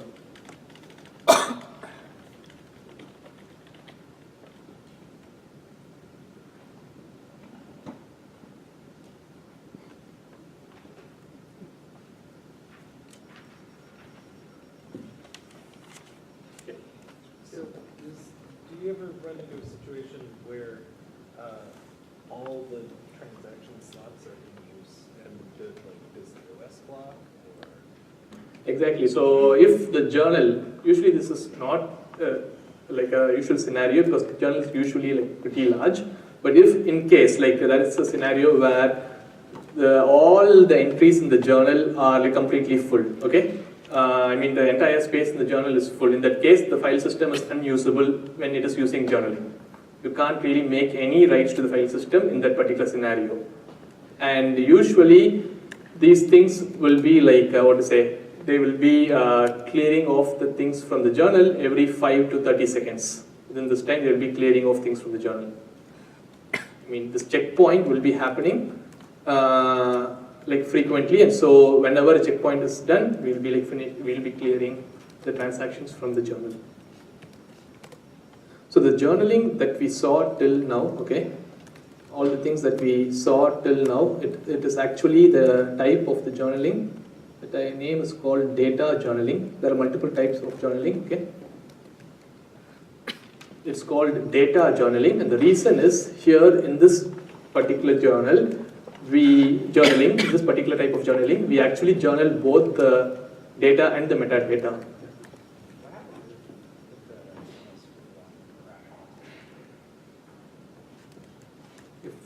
What happens if the journal super block is crashed?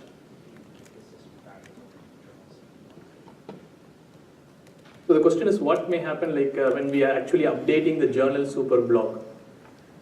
I think like usually that will be very similar to the super block that we have for the file system, like the multiple copies. There will be usually like one at the beginning. I'm not sure like if this is how it is on ext3, but I'm just saying like the way that we can avoid this is like usually have two copies of the journal super block, one at the beginning and one at like some other location, and so that you can use the other copy when some crash happens while updating the journal super block. I can check and let you know like what really happens in ext3. I really don't know it now. Any questions? Any other questions? I mean, you still finish the last 7, 10 transactions. You can just replay something. Yeah, you can just replay the whole journal. Or if you can, you're adding one. But it's still atomic.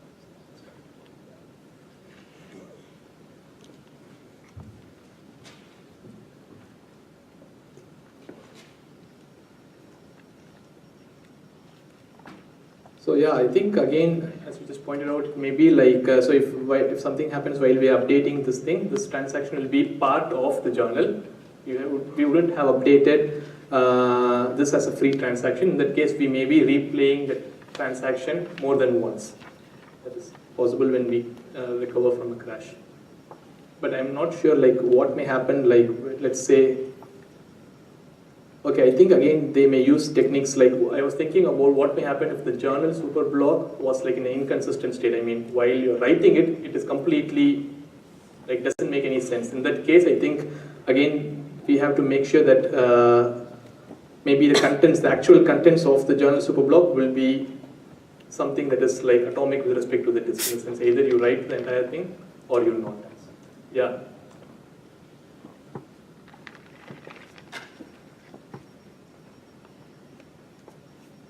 So yeah, so why this is called data journaling is because here we actually, while we are writing the contents to the journal, okay, while we are writing the contents to the journal, here we write both the metadata and the data in this type of journaling. You write the inodes, we wrote the data bitmap, and we also wrote the data block. But usually when we are like updating files, the number of data blocks that are going to be updated are going to be like pretty large. So let's assume you're going to write a huge file. In that case, you're just going to update the one block for inode, and you're going to update once like in the inode bitmap, but maybe you may be updating the data bitmap multiple times. But again, those are the same blocks. So the idea here is the amount of writes that happens to the metadata is much less than the amount of writes that we will be making to the actual data blocks. And so this actually has some performance issues. This type of journaling has performance issues because we are writing everything. For each and every write we are making entry in the journal, and then we are actually doing the write to the file system. Okay? To avoid this, the other type of journaling is called metadata journaling.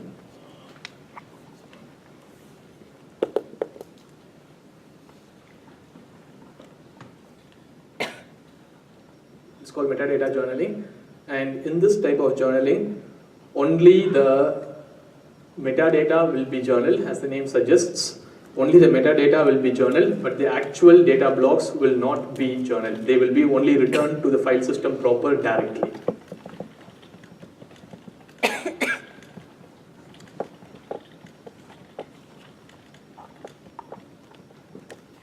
So in this case, it's going to be more like this.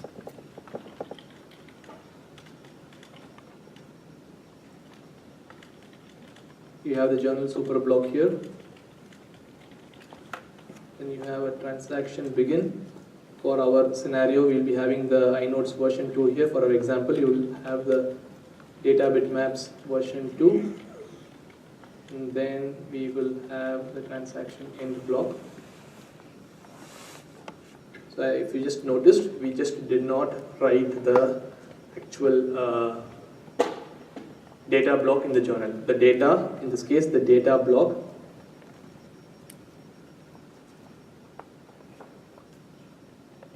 db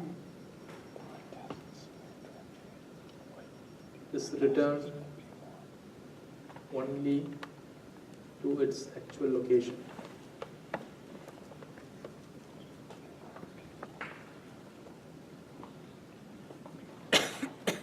At its actual location. So for all the data blocks, we really don't make a copy or like do a copy in the journal, but just do it in the data in the file system where the data blocks should reside. So now just think about what may happen if the transaction is complete. In this case, the transaction begin block and the transaction end block is done. And after that, when we are trying to write the data directly to its actual location, if a crash happens,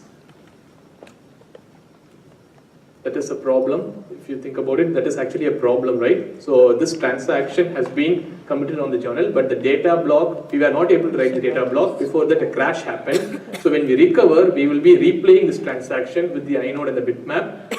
But when the user looks at the file will not contain the desired data because we have not made a note about the data block anywhere. Okay, and we'll take a break right now, and after the break, we'll see like how can we resolve this issue. We have with metadata journaling is that let's assume this entire transaction has been committed to the journal, and we are doing a write now. Okay. So what basically may happen is we have the inode. The inode is saying like this is pointing to the block 6, to some block, and the data bitmap will also be updated when the transaction is replayed. So now the data bitmap at 6 will be 1, but this data block did not persist to the disk. Since the actual data did not persist to the disk and a crash happened before that, and we also have no entry or no note about that particular data block or the contents of the data block anywhere in the journal, because here we are only making notes of the metadata of the transaction. And so there is no way that this data block can be recovered in this particular case. So the order in which we write the data blocks do matter in metadata journaling, in the sense you can't just do metadata journaling. The order that we are assuming here, okay, the protocol or the order that we are assuming here for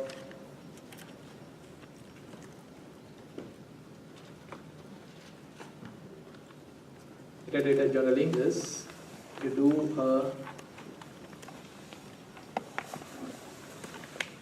journal write, and you know like journal writes the transaction begin block, and in metadata journaling it also writes the metadata along with it, but it will not write the data.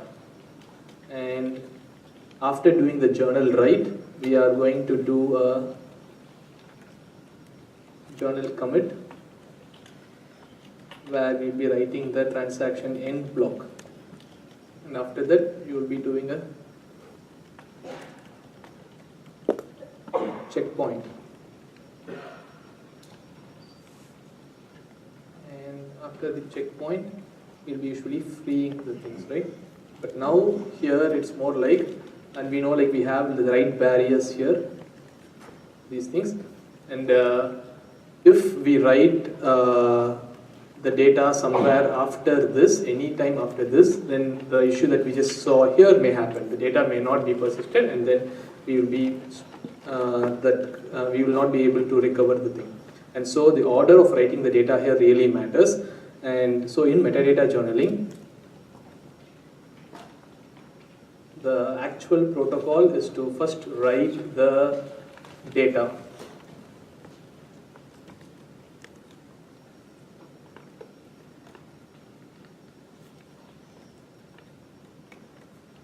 Write the data block, in this case DB. First write the data block, and then you have to do a wait, okay? But this wait is optional. Let's see why in a few seconds. And similarly, you will be doing a journal.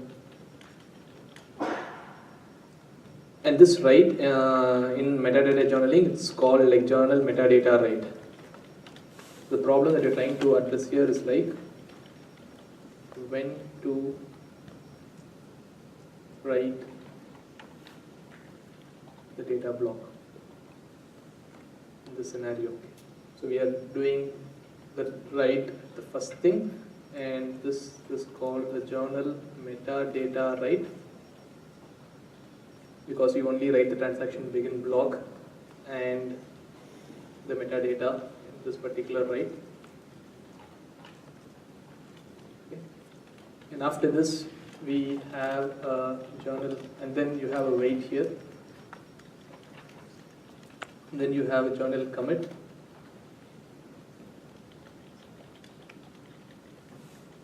and you write the transaction in block, and then have a wait here, then to, and this checkpoint that you're doing here is only the metadata. So we are only going to checkpoint the metadata, because we don't even have the data in the journal. So checkpoint can only checkpoint the metadata, and then you free the transaction from the journal.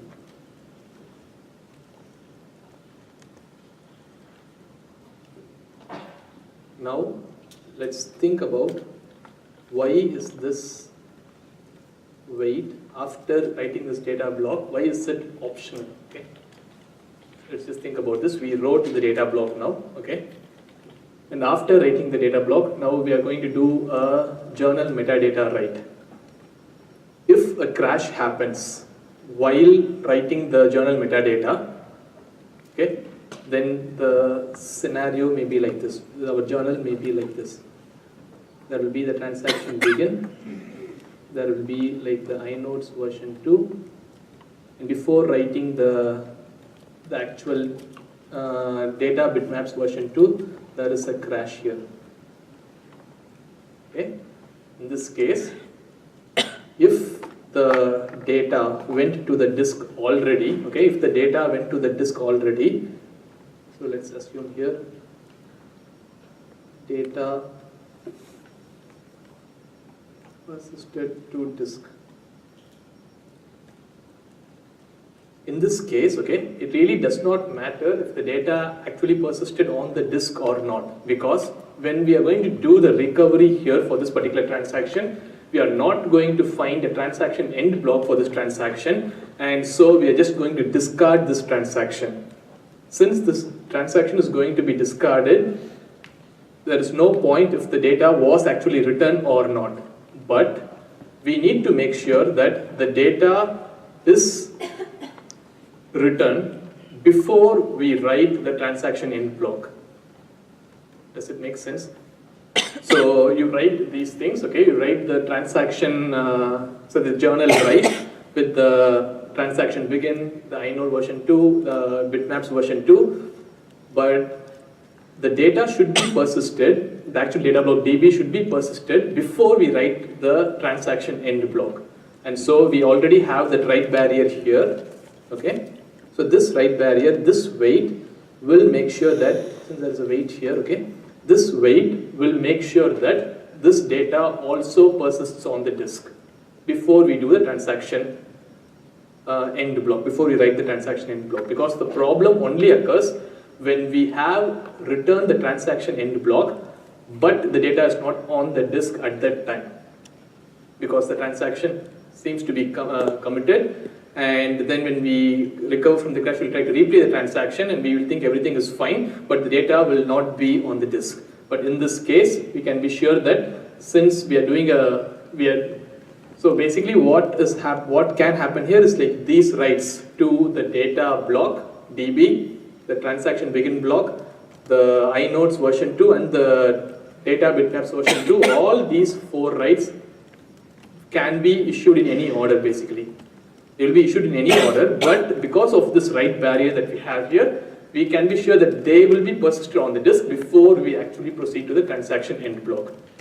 And once we do that, now we can be sure that even now once this transaction commit has been returned to disk, now we can be sure the transaction is there, okay? I mean the transaction for the metadata is there on the journal, and at the same time the data is also there in its actual location. So now when we replay it, we can easily go and just replay the metadata and get the file system to the consistent state with the contents of that file. Any questions about this?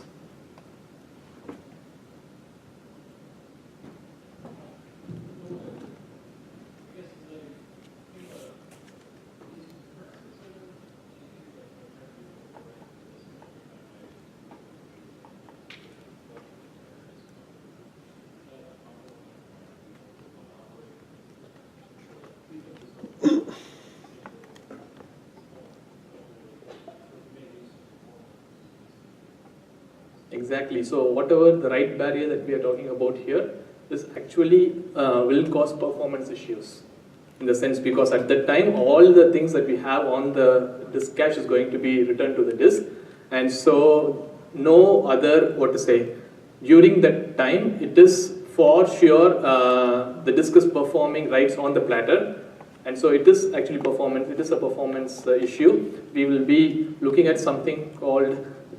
You can maybe just take a look at it right now, like why that is a performance issue. So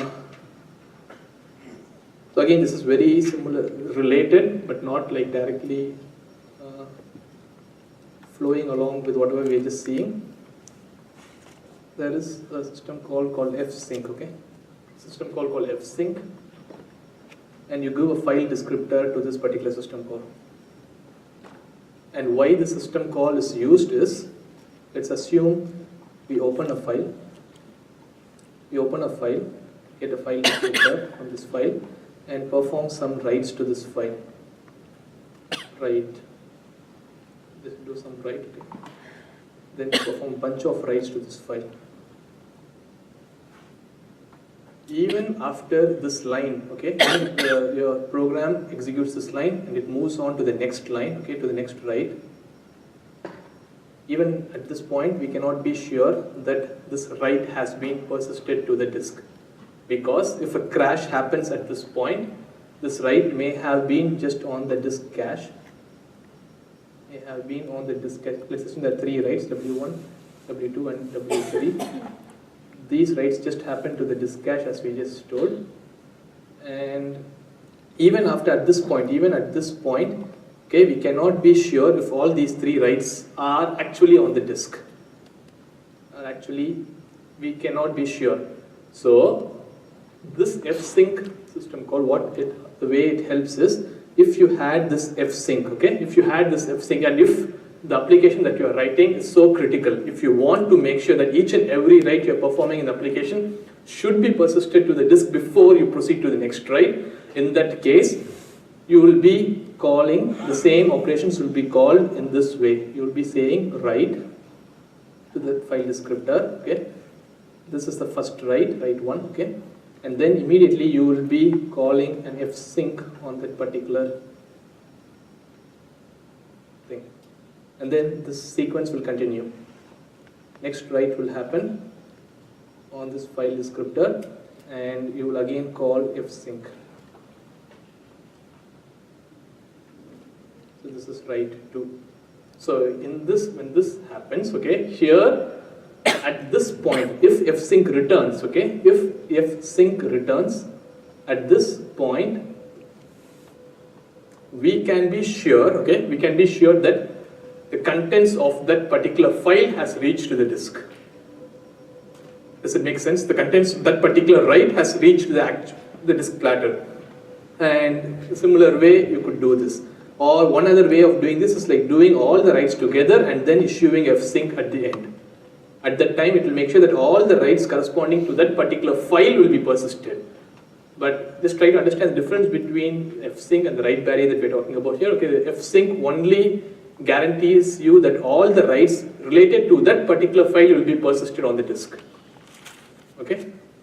Fsync just guarantees that all the writes that are related to this file that we are calling fsync with, because fsync takes in a file descriptor, those writes that are in the disk cache will be persisted to the disk.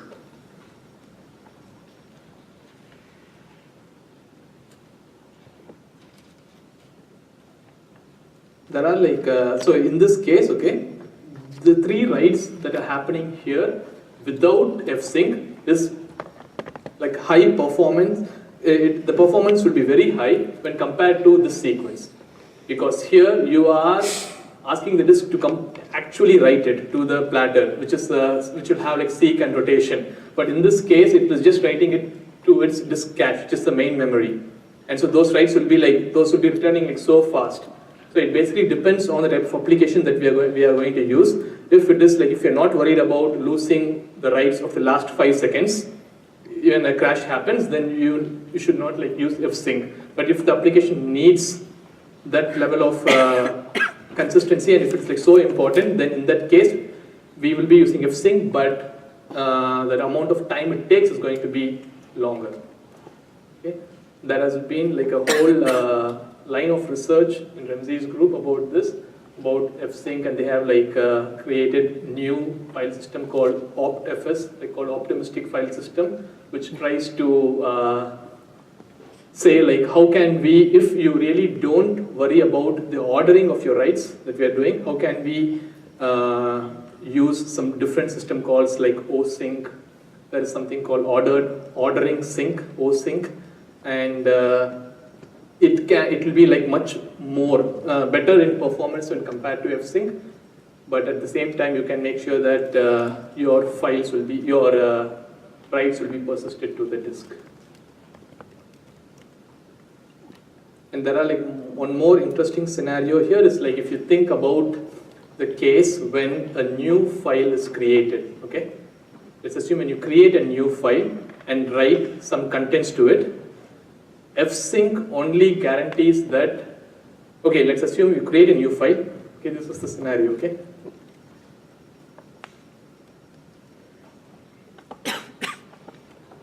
Create a new file, you do a write,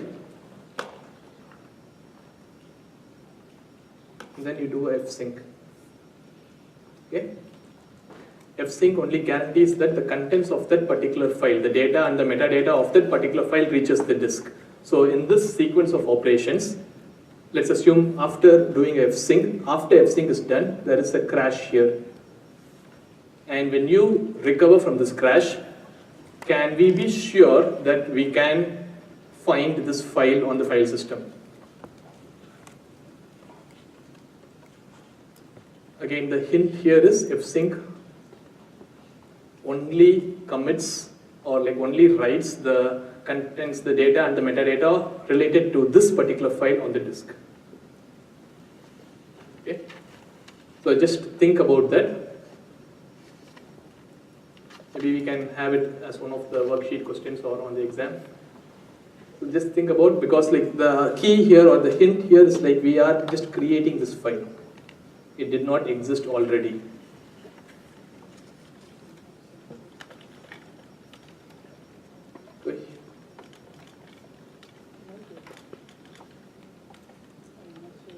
And this was also like one of Ramsey's students actually worked on this particular problem.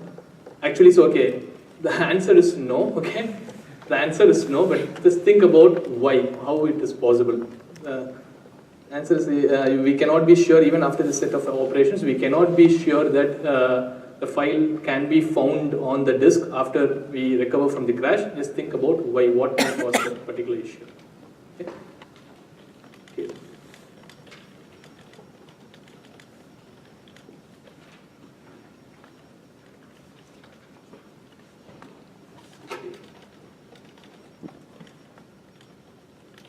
To conclude the class, we are just like going to see like a timeline kind of thing for what happens in the journal in both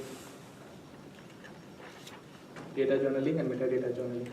What happens in the actual. So here the file system means the file system proper.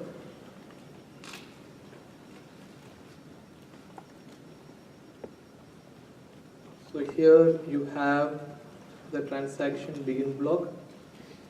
We have the metadata. We have the data. And then we also have the transaction end block. And in the file system, always we're just going to write just the metadata and the data blocks, right? Because we're not going to write the transaction blocks in the actual file system. This is the journal, this is the file system proper. Let's first just think about data journaling that we saw previously. We are issuing, okay, issue a write here. So we are issuing a write to the transaction begin. And at the same time, we can actually issue writes to the metadata. Again, I stands for issuing this write. And we can also issue write to the data block, because all these three writes can happen in any order. So for example, first maybe this write may complete, and then maybe the data may be complete after some time, and then the metadata may be complete here.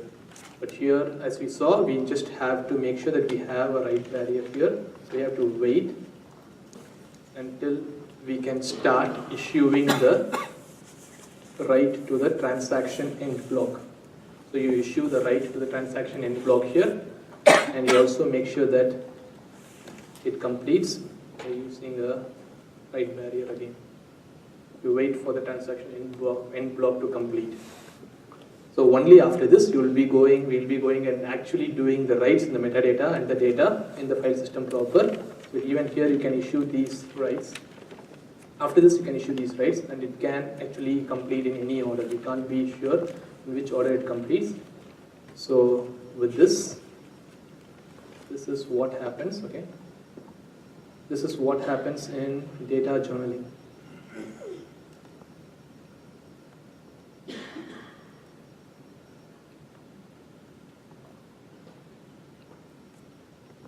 Now we can see like what will happen in metadata journaling.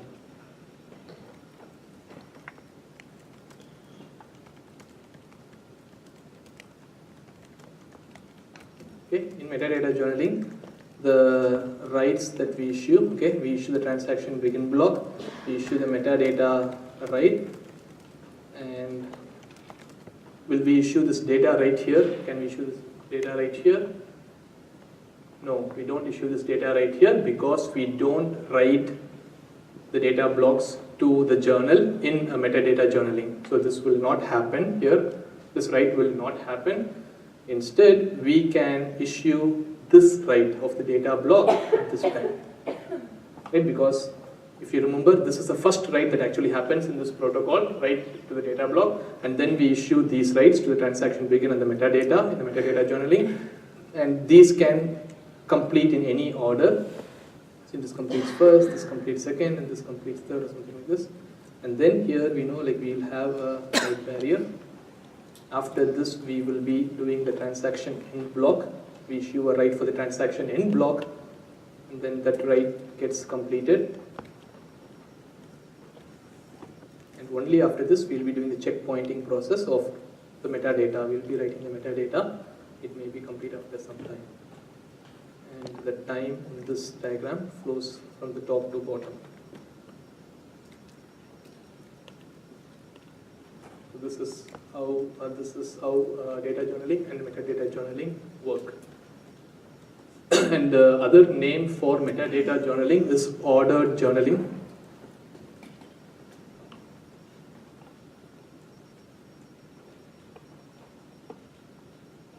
It's ordered metadata journaling or ordered journaling because here we make sure that the data block should be returned first. Okay, I mean before first in the sense we write the data block and then we write the journal before we start writing the transaction comment blocks. The order of the data block matters in data journaling. Okay, and in the same, like in just the metadata journaling, there is also one more mode called unordered journaling, where the issue of the data block or the order in which we write the data block does not matter. But again, we will not be looking at that type here. Okay. So the two types of journaling that we just looked at are the data journaling and the metadata journaling. Any questions about this? Whatever we just did.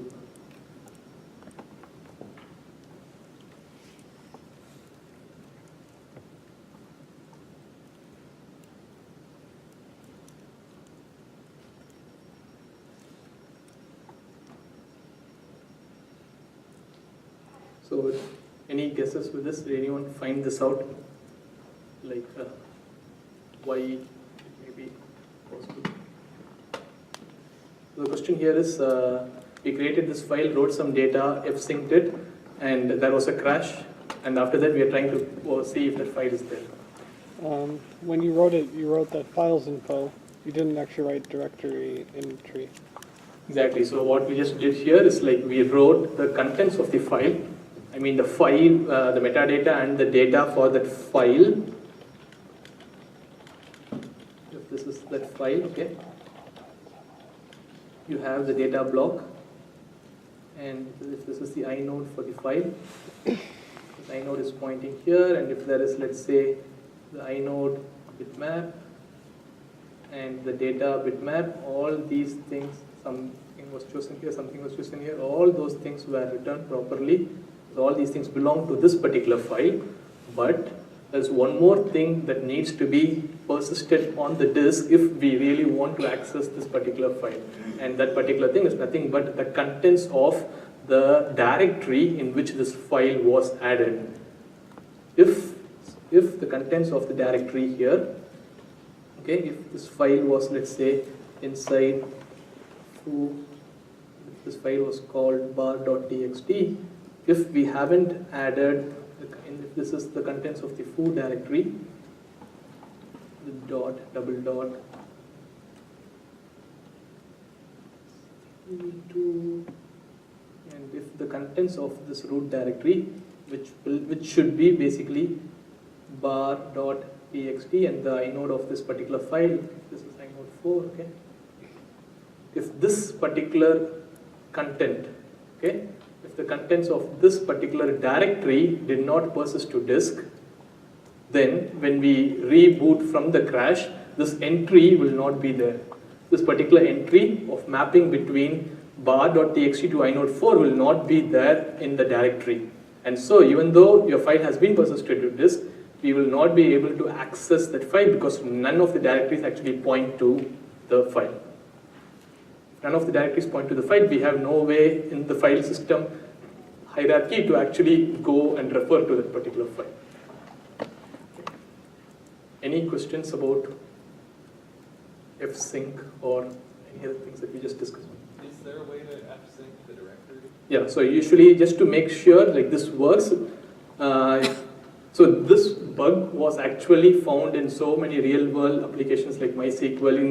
In one of the research, one of the students called Tanu found like so many bugs about with like people assumed that whenever we did a FSCK, the file will be persisted, and those bugs were found, and then the way they corrected those was just to make sure that recursively they make sure that they update. I mean, there are multiple updates that have happened previously. They just, or in this case, in this particular example, it's just like we need to make sure that both the data, the metadata of the file and the directory should be persisted. And We can also persist, you can also use FSCK to persist the contents of a directory, the data and the metadata of a directory.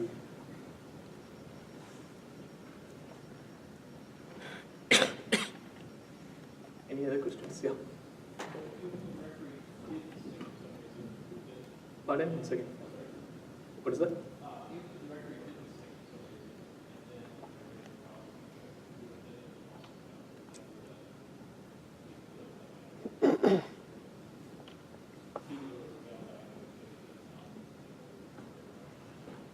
Exactly, yeah. So if we started the file system again, and then if this inode was like a valid, and if the bitmap, everything is updated properly, and then, but if that directory entry was not updated, then if we are using a file system checker, then it's going to place this entire file with this file's inode in the lost and found, yeah.